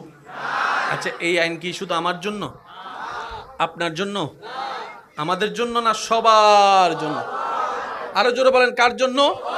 এবার অহংকারী যদি চাচা হয় ধরা, জালেম যদি মামা হয়, জোরে বলতে হবে, জালেম যদি মামা হয়, জালেম যদি জেঠা হয়, জালেম যদি দাদা হয়, জালেম যদি নানা হয়, বাটপাট যদি চাচা হয়, বাটপাট যদি ভাই হয়, জমিন ধ্বংস, জমিন বুককারী যদি, দখলকারী যদি ভাই হয়, বোন হয়, চাচা হয়, নিয়ম সবার এক, পরিচয় যার যেটাই হোক, সবার বিচার কি?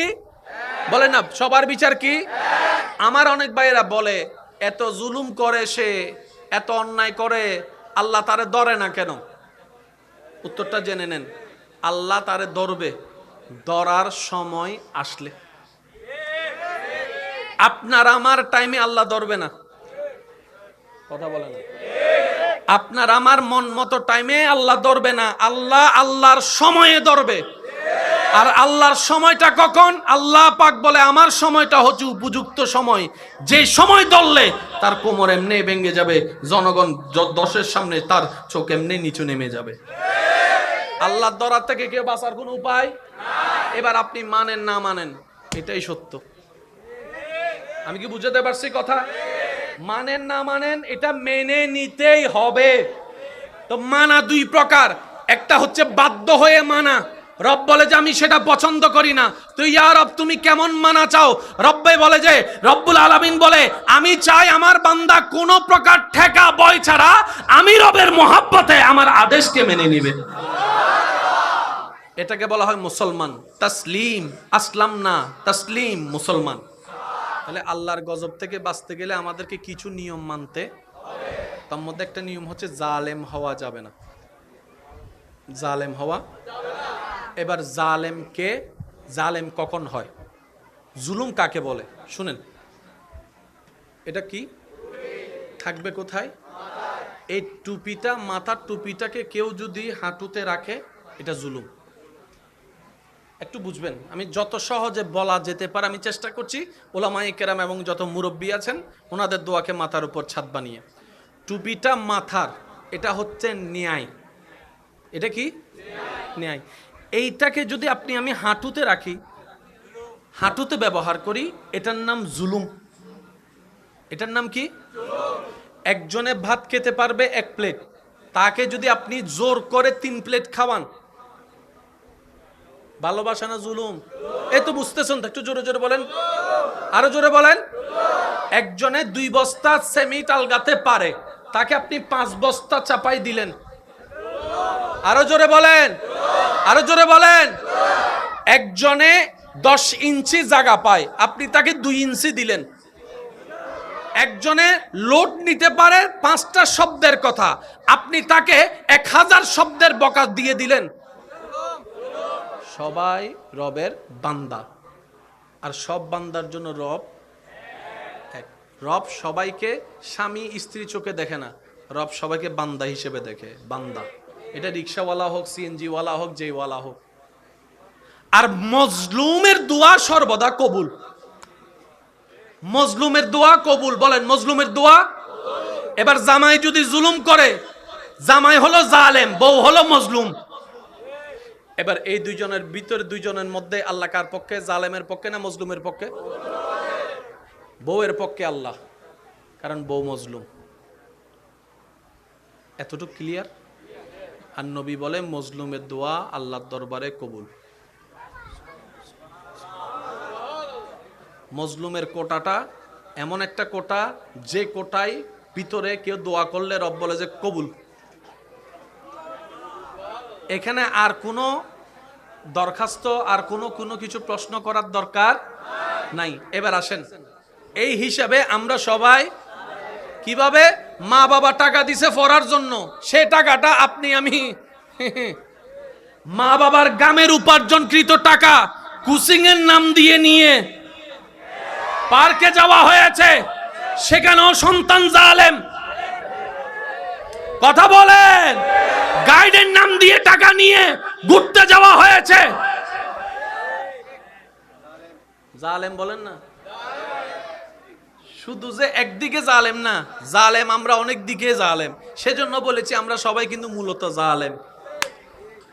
আমরা সবাই মূলত কি? এবার আল্লাহ তাআলার ফরমানটা একটু শুনেন। কেন শুধু এতটুক বলা? একটা আয়াত বুঝার জন্য, আর কিচ্ছু না।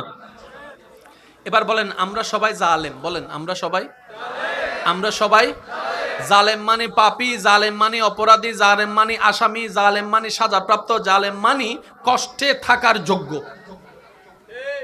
ঠিক আছে? এবার আমরা সবাই হয়ে গেলাম জালেম। আমরা সবাই হয়ে গেলাম, জোরে বলেন না, আমরা সবাই হয়ে গেলাম। এবার ভালোবাসা কয় পক্ষ থেকে হয়? বলেন না। সারাদিন আপনি আই লাভ ইউ বললে হবে? ওই দিক থেকে I love you too, I love you যদি বলা হয় আই লাভ ইউ টু আসতে হবে। জোরে জোরে জোরে। আমি তোমাকে ভালোবাসি যদি বলা হয় আমিও তোমাকে ভালোবাসি বলতে হবে। তাহলে জালিমের জায়গা, পাপীর জায়গা কোথাও? রব বলে যে আমার কাছে আয়, জায়গা আছে, দয়াও আছে, মায়াও আছে। এবার একটু আয়াতটা খেয়াল করবেন, হাজারবার শুনছেন, আমি একটু স্মরণ করে দিচ্ছি। লা তাকনাতু মির রাহমাতিল্লাহ, একটু সবাই মিলে বলি, লা তাকনাতু মির রাহমাতিল্লাহ। পৃথিবীতে যত ভাষা আছে সবচেয়ে চমৎকার ভাষা হচ্ছে কোরআনের ভাষা। সুবহানাল্লাহ বলে না? আপনি আমি, আপনারা যে আমাকে দেখছেন ভাইয়া, এটাও রহমত। আমার কথা শুনছেন, এটাও রহমত। সুবহানাল্লাহ একটু জোরে জোরে বললে শুনতে পাচ্ছি। হেঁটে এসেছেন, রহমত। বসেছেন, রহমত। দাঁড়াচ্ছেন, রহমত। হাঁটছেন, রহমত। কথা বলছেন, রহমত। কথা শুনছেন, রহমত। বুঝতে পারছেন, রহমত। কোন ভাষা কি জানতে পারছেন, রহমত। ঘরে রহমত, মা বাবা রহমত, স্বামী রহমত, স্ত্রী রহমত। সুবহানাল্লাহ জোরে জোরে বলতে হবে। সন্তান রহমত, ব্যবসা রহমত, চাকরি রহমত, দেখতে পারা রহমত, সন্তান রহমত, নাতি রহমত, পতি রহমত, গড় রহমত, চাকরি রহমত, ডানে রহমত, বামে রহমত, সূর্য রহমত, চন্দ্র রহমত, সাগর রহমত, নদী রহমত, আকাশ রহমত, বৃষ্টি রহমত, মেঘ রহমত। সুবহানাল্লাহ বলেন না? মেঘ রহমত, পাহাড় রহমত, জঙ্গল রহমত, গাছ রহমত, মাটি রহমত, পানি রহমত, ক্ষুধা রহমত, হজম হওয়া রহমত, খাবার রহমত, ধান রহমত, সবজি রহমত, মাছ রহমত, গোস্ত রহমত। আল্লাহ বলে যে রহমত দিয়েওছি, দিব। ধরছেন খাবার, রহমত। জাল মিষ্টি তিতা বুঝছেন, রহমত। দাঁত দিয়ে চাবাচ্ছেন, রহমত। আজকে আমার একটা অনুরোধ, খেয়াল করবেন, বাড়িতে গিয়ে শোবার পরে নিজের দাঁতগুলোকে একটু দেখবেন। আল্লাহর যে কত বড় রহমত আপনার দাঁতে আছে। একটু পিছনের দিকে চলে যান, দাঁতগুলো একদম চ্যাপ্টা এবং চতুর্ভুজের মতো। মাঝখানেও জায়গা আছে, ডাইনেও জায়গা আছে, বামেও জায়গা আছে, এরকম। একটু সামনের দিকে আসবেন, এরকম। এর থেকে একটু সামনের দিকে আসবেন, এরকম। আল্লাহ এত ধরনের দিলা কেন? এবার ডাক্তারে বলে খাবার যদি খাও ভালো করে চিবিয়ে খাও, যেন হজমটা তাড়াতাড়ি হয়। তো চিবানোর জন্য দাঁতের দরকার আছে না নাই? এবার সামনে চাপ দিয়ে খাবার চিবাই দেখান তো। আপনার খাবারটা চিবানোর জন্য যে যে দাঁতের দরকার, যে দাঁতের স্ট্রাকচার দরকার, সেটা আল্লাহ আপনার পিছনের সাইডে দিয়েছেন এইভাবে। ওই অনেকটা, ওই যে আমরা রুটি বানানোর সময় চাপ দিই, হজম হওয়ার ব্যবস্থা আল্লাহ দাঁতে রেখে দিয়েছেন। আচ্ছা, কোন একটা কিছু ছিরানোর জন্য, ওই গোস্ত যদি ছিরার জন্য একটা ওই মঞ্জে ফেরাগের মতো কিছু একটা লাগবে না? সামনের দাঁত দিয়ে গোস্ত ছিরেন, আর এই যেটা কর্নারের দাঁত আছে এটা দিয়ে গোস্ত ছিরেন, পার্থক্য অনেক বেশি। গোস্ত ছিরার দাঁতও আল্লাহ দিয়ে দিয়েছেন। সুবহানাল্লাহ নহর। আচ্ছা, এবার এই গোস্ত ছিরার দাঁতটা যদি ডাইরেক্ট সামনে থাকতো, কি বিশ্রী লাগতো। বুঝতেছ না মনে আমার কথাটা? যেটা মঞ্চা দাঁত, গোস্ত ছিরার দাঁত, এটা যদি সামনের দুই দাঁতের মধ্যে থাকতো, রাগ কই শুননা না লাগতো?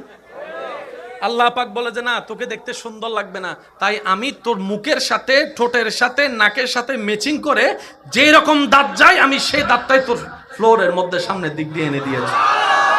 এবার মুখটা একটু বন্ধ করেন, মুখ বন্ধ করেন, দাঁতে দাঁত লাগান। এবার দেখেন নিচের দাঁতটা ভিতরের দিকে, বাহিরের দাঁতটা, উপরের দাঁতটা বাহিরের দিকে। মুখ লাগাই দেখেন না। আমার কথা বিশ্বাস করতে হবে কেন? বরাবর দাঁত নয়। বরাবর দাঁত হলে অসুন্দর হতো, কিন্তু আল্লাহ এমন ভাবে দাঁতের ডিজাইন করেছেন, নিচের মাড়িটা একটু এভাবে রেখেছেন, উপরের মাড়িটা একটু এভাবে রেখেছেন, যেন সুন্দর করে সেইনের মতো খাবে খাপ মিলে যায়। দাঁত কয়টা? 32টা। বলেন না, যেটা সবাই জানে আর কি। দাঁত কয়টা? দাঁত কয়টা? জিহ্বা কয়টা? আর জিহ্বা দাঁতের সম্পর্ক কি? বন্ধু না শত্রু? বন্ধু। জিহ্বার দাঁত বন্ধু। আচ্ছা, মাঝে মধ্যে একটু দাঁতে যখন জিহ্বাকে আদর করে তখন কেমন লাগে দেখেন? মাতে ভুল করে যদি দাঁতের কামড় জিহ্বায় পড়ে তখন বন্ধু না শত্রু দেখেন? দাঁত এবং জিহ্বা শত্রু কেন?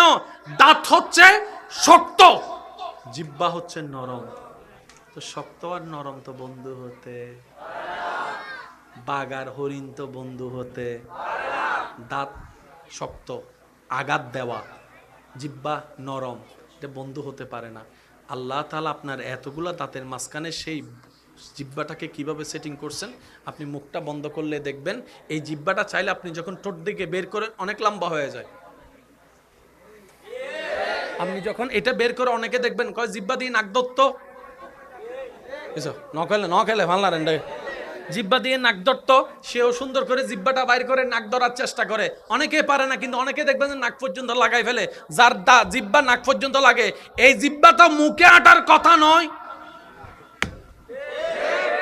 আল্লাহ তাআলা এমন ভাবে জিহ্বাকে সেটিং করেছেন, আপনি যখন মুখ বন্ধ রাখেন মুখের মধ্যে এটে যায়, আপনি যখন খাবার খান খাবারের মধ্যে কাজ করা শুরু করে। সুবহানাল্লাহ। খাবার খান কি দিয়ে? মুখ বলেন না ভাইয়া, খাবার খান কি দিয়ে? চিবান কি দিয়ে? তখন জিহ্বা কই থাকে? খেয়াল করছেন কখনো? আজকে খাবার সময় একটু খেয়াল করেন তো, আপনি যখন ভাত খান তখন জিহ্বা কি করে? এই জীবনে একবারও খেয়াল করছে এই কথা?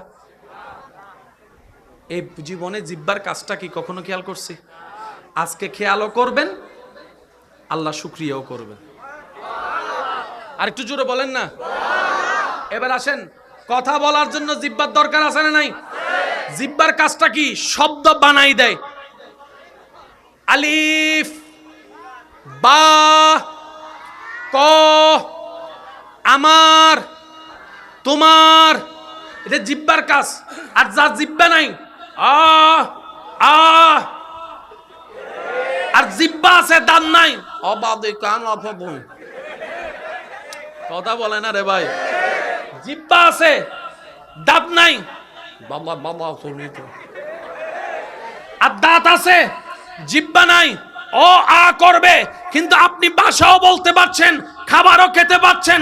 আপনি জানেন কথা বলার জন্য জিহ্বারও দরকার, দাঁতেরও দরকার, ঠোঁটেরও দরকার, বাতাসেরও দরকার। খাবার সময় যে কথা বলেন এটা কেমনে বলেন ভাইবা, দেখবেন আল্লাহর কুদরত কাকে বলে। ভাবতে ভাবতে অবাক হয়ে যাবেন। আল্লাহ বলে যে লা তাকনাতু মির রাহমাতিল্লাহ, তুই ভাত খাস তখন আমার রহমত থেকে নিরাশ হইস না। রব বলে যে বান্দা তোর খিদা যে লিখেছে ওই খিদাটা আমি রবের রহমত। বান্দারে তোর খিদার মধ্যে যে খাবারের দরকার সেই খাবারটা আমি রবের দেওয়া রহমত। তোর বউয়ে, তোর মায়ে, তোর বোনে যে রান্না করেছে ওই রান্না করাটা আমি রবের রহমত। আগুনটা আমি রবের রহমত, নুনটা আমি রবের রহমত। একটু মনোযোগ মনোযোগ, সুবহানাল্লাহ।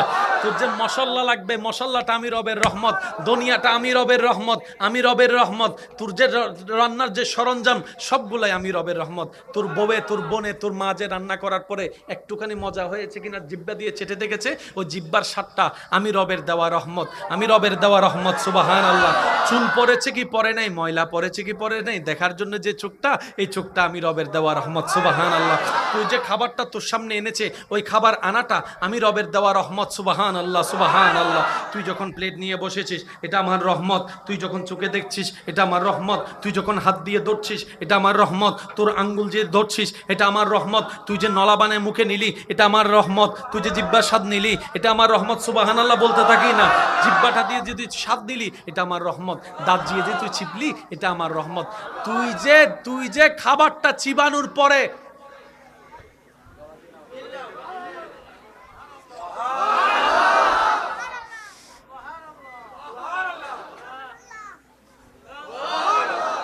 জায়গা কিন্তু একটা,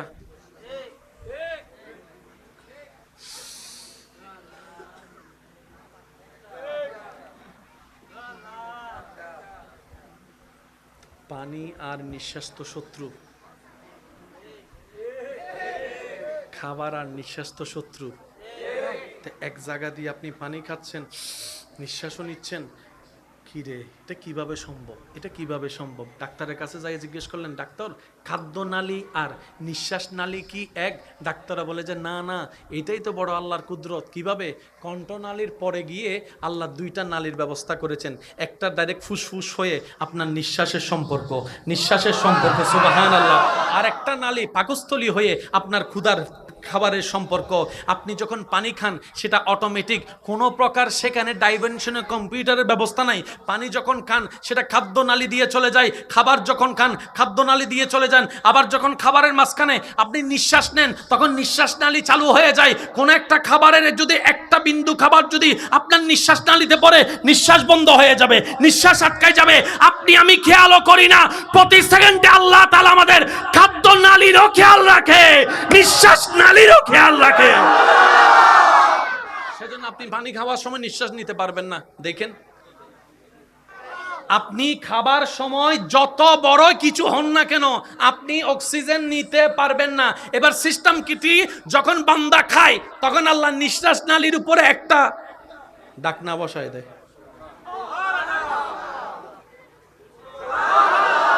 বান্দা যখন নিঃশ্বাস নেয় তখন আল্লাহ খাদ্য নালীতে একটা নিঃশ্বাস নালী, খাদ্য নালী বলেন, নিঃশ্বাস নালী, খাদ্য নালী। পানি খাওয়ার সময় আপনি আমি নিঃশ্বাস নিতে পারবো, আর নিঃশ্বাস নেওয়ার সময় পানি খাওয়া যাবে। কারো যদি একটা বাত নিঃশ্বাস নালীতে পড়ে, নাইমু যেটাকে আমরা বলি যে সিডাঙের ভাষায় নাইমুটি, তখন বাত কোন দিক দিয়ে বাইর হয়? এই পয়েন্টটা একটু বুঝতে হবে, কারণ আমরা আছি আল্লাহর রহমত নিয়ে।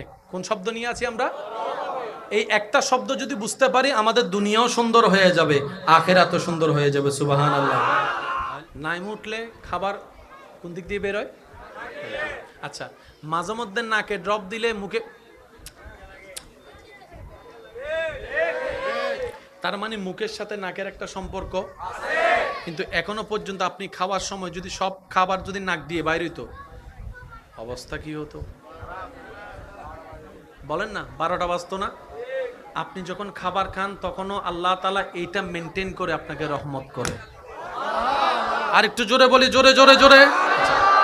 জাল বেশি খাইলে মুখের মধ্যে একটা দেখবেন লালা আসে, খেয়াল করছে কিনা আমার ভাইরা আমি জানি না।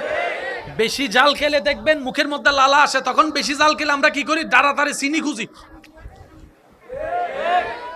কিন্তু আপনি যদি একটা মিনিট ওয়েট করে মুখটাকে যদি লালাটা বের করে দেন, আপনার ঝাল 80% শেষ হয়ে যাবে। আমি আলহামদুলিল্লাহ বললে আল্লাহ তুমি কি দিবা? রব বলে যে আরো বাড়াই দিব।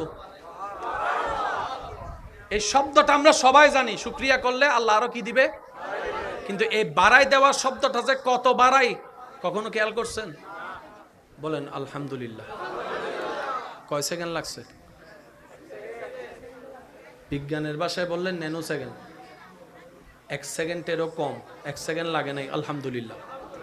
রব বলে যে তুমি যদি বিনয়ের সাথে আলহামদুলিল্লাহ বলতে পারো, আমি আল্লাহ লা আজিদান্নাকুম, লা অবশ্যই আমি বাড়াই দিব।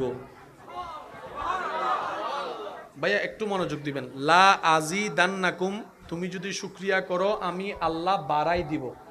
তা আমার ভাইয়েরা জানে বাড়ানোর মধ্যে একটা সংখ্যা বলতে হয়। তুমি আমাকে এত টাকা দাও, আমি দেওয়ার সময় 2 গুণ তোমাকে দিব। তুমি আমাকে এত টাকা দাও, আমি দেওয়ার সময় তোমাকে 3 গুণ দিব। আল্লাহ কিন্তু বলে নাই 1 গুণ দিব, আল্লাহ কিন্তু বলে নাই 2 গুণ দিব, আল্লাহ কিন্তু বলে নাই 5 গুণ দিব। আল্লাহ পাক বলে যে তুই যদি আমারে শুকরিয়া করে খুশি করতে পারস, আমি তোরে যা দিছি যা দিছি যা দিছি যা দিছি যা দিছি যা দিছি যা দিছি সবগুলার মধ্যে আমি আল্লাহ বাড়াই দিব, বাড়াই দিব, বাড়াই দিব। সুবহানাল্লাহ। বাড়াই দিব। 2 গুণ বাড়ানো রব বলে নাই। এমন বলে নাই যে চাউলের বস্তা তোর কাছে একটা আছে আমি 3টা করে দিব, তা বলে নাই। রব বলে যে আমি এমন ভাবে বাড়াই দিব, তুই যতক্ষণ খুশি হবি না আমি রব শুধু দিতেই থাকবো, দিতেই থাকবো, দিতেই থাকবো। সুবহান। তুই বান্দা যতক্ষণ খুশি হবি না আমি দিতেই থাকবো। বান্দা যদি তুমি শুকরিয়া করো, লা আজিদান্নাকুম, অবশ্যই আমি বাড়াই দিব।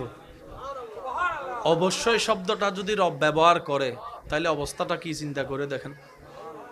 সুবহানাল্লাহ। অবশ্যই শব্দটা ব্যবহার করছেন কে? লা আজিদা, আজিদা, আজিদা, আমি বাড়াই দিব।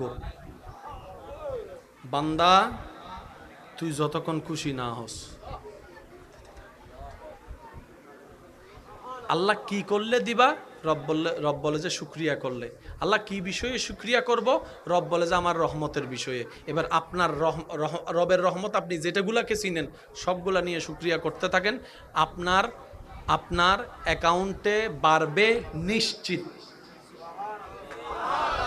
তা আমাদের বাড়ে না কেন জানেন? আমরা শুকরিয়া যতটুক করি না তার চাইতে নাক ছিটকাই বেশি। পাওয়া জিনিস নিয়ে শুকরিয়া নেই, না পাওয়া নিয়ে আফসোসের শেষ নাই। পকেটে যতক্ষণ টাকা থাকে আর সেই মানি ব্যাগটা যখন হারায় যায় পাগলের মতো ঘুরে মনে হয় যেন কোটি টাকা সেই মানি ব্যাগের মধ্যে আছে, পাগলের মতো খুঁজতে থাকে। একটু আগে যে মানি ব্যাগে বলছিল এটা কোনো টাকা হলো? মনে রাখবেন ভাই, আমরা এমন নাফরমানে চলে গেছি, পাইলে আর একটু হলে ভালো হইতো আর কি, আর যদি না পাই নাক ছিটকায় বসে থাকি।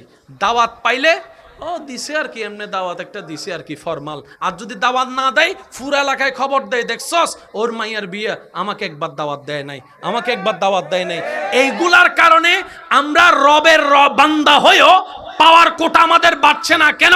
আমরা চাইতেও জানি না, নিতেও জানি না, রাখতেও জানি না। কথা বলেন ঠিক কিনা? এবার বলেন দোষ কাদের? ওই প্রথম কথায় ফিরে গেছি, শুরু করছি কি? দোষ আপনারা বলেন না, আপনারা নিষ্পাপ আছেন, আমরা আসামি, আপনারা চুপ থাকেন। আওয়াজ দিয়ে বলেন দোষ কাদের? পিছনের বাইরে একটু বলেন দোষ কাদের? চাইতেও জানি না, নিতেও জানি না, রাখতেও জানি না, ধরে রাখতেও জানি না। এটার দরকার মনে থাকবে। আল্লাহ কিন্তু পরীক্ষা সবাইকে, মারাত্মক পরীক্ষা কার? গরিবের না বড় লোকের? আচ্ছা, আমাদের সমাজে বড় লোক বলে না, বড় লোক অনেক বড় লোক। বড় লোক মানে কি? আমরা বলি যার গাড়ি বাড়ি অনেক আছে। না, বড় লোক কাকে বলে জানেন? যার মন বড়।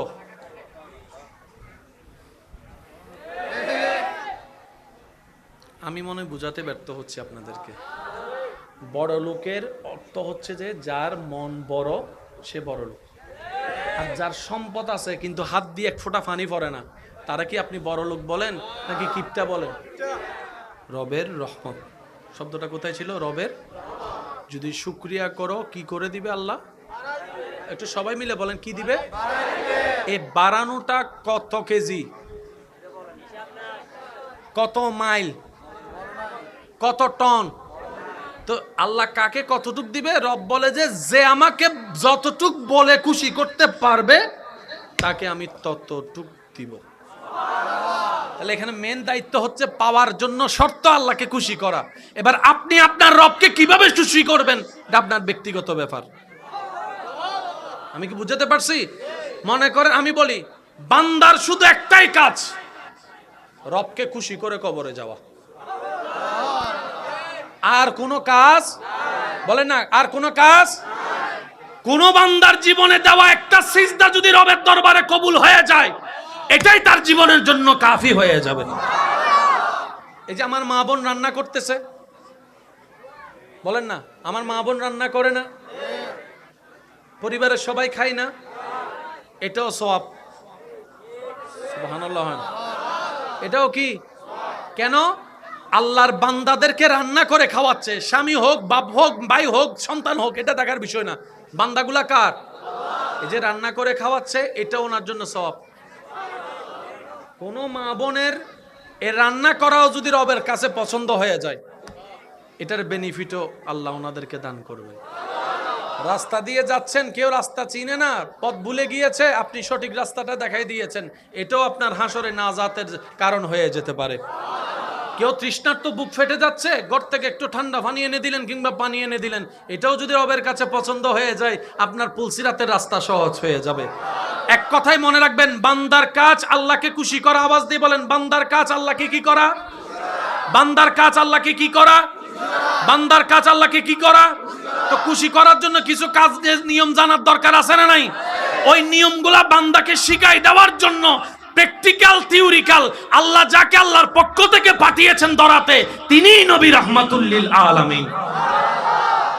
নবী কি করেছেন? বান্দাদেরকে শিখাই দিছে, এটা করো, এটা কইরো না, এভাবে করো, এভাবে কইরো না, এখানে যাও, ওখানে যাইও না, এভাবে বলো, এভাবে বইলো না, মা বাবার সামনে এভাবে থাকো, স্ত্রীর সামনে এভাবে থাকো, স্বামীর সামনে এভাবে থাকো, বন্ধুর সাথে এভাবে চলো, ব্যবসা এভাবে করো, চাকরি এভাবে করো, লেনদেন এভাবে করো। ইয়া রাসূলুল্লাহ, এগুলা কেন শিখাচ্ছেন?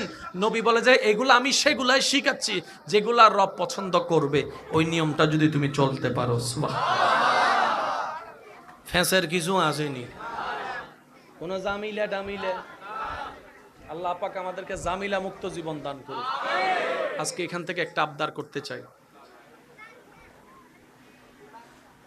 ন্যায় বিচার পাওয়ার জন্য যদি আন্দোলন করতে হয়, এটা বড় দুঃখের বিষয়। অপরাধীর সাজা চাইতে যদি আন্দোলন করতে হয়, এটা বড় দুঃখের বিষয়। বুঝবেন কথা, এটা বড় কিসের বিষয়? মনে করেন একজন তার মা বাবাকে মারছে, সমাজ এটার বিচার করতেছে না। এই বিচারটা করার জন্য যদি আমরা সমাজের সবাই নিয়ে আন্দোলন করি, এটার চাইতে বড় দুঃখের বিষয় হতে পারে না। আন্দোলন করতে হবে কোথায়? একজন নিরপরাধকে সাজা দেওয়া হচ্ছে, আমরা আন্দোলন করব, এখানে আন্দোলন মানা যায়। অপরাধীর সাজা চাইতে আন্দোলন মানায় না। আর যদি আন্দোলন করতে হয়, এটার চাইতে বড় লজ্জা আর কিছু হতে পারে। মনে রাখবেন, অপরাধীর পরিচয় শুধু একটাই, অপরাধী। অপরাধীর কোনো ভিন্ন পরিচয় নাই। আলেমও যদি অপরাধ করে, তখন ওনার পরিচয় কি? অপরাধী। বলেন না, তখন ওনার পরিচয় কি? যদি ছাত্র অপরাধ করে জোরে বলতে হবে। মা বাবা যদি অপরাধ করে, পুলিশ যদি অপরাধ করে, আর্মি যদি অপরাধ করে, ডাক্তার যদি অপরাধ করে, রোগী যদি অপরাধ করে, জনগণ যদি অপরাধ করে, অপরাধীর ভিন্ন কোনো পরিচয় নাই। অপরাধীর পরিচয় একটাই, অপরাধী অপরাধী অপরাধী। আর অপরাধী যেই হোক, সে সাজা পাওয়ার হকদার, তাকে সাজা দিতেই হবে। যদি সাজা না দেয়, তাহলে কি হবে? পৃথিবীতে আইন রাখার দরকার নাই। যদি অপরাধী সাজা না পায়, আইন রাখার দরকার। যদি অপরাধী সাজা না পায়, পুলিশ রাখার দরকার। যদি অপরাধী সাজা না পায়, আদালত রাখার দরকার। যদি অপরাধী সাজা না পায়, তাহলে সমাজ, এটাকে আপনি এক সময় গিয়ে বলতে পারবেন না, হ্যাঁ সমাজটা নষ্ট হয়ে গিয়েছে, আমরাই কিছুই করতে পারলাম না। এই কথা বলার আর কোনো অধিকার। এই কথাটা মাথায় রাখবেন। আমার কথায় আবার রাজনীতিক গ্রান খুঁজতে যাইয়েন না, কারণ সমাজটা আমাদের, পরিবারটা আমাদের, দেশটা আমাদের, পৃথিবীটা আমাদের। হয়তো ওই যে প্রথম কথায় ফিরে যাচ্ছি, আপনার কারণে হয়তো আমি দোষী, না হয় আমার কারণে আপনি দোষী হয়ে যাচ্ছেন। কথা বলেন ঠিক কিনা?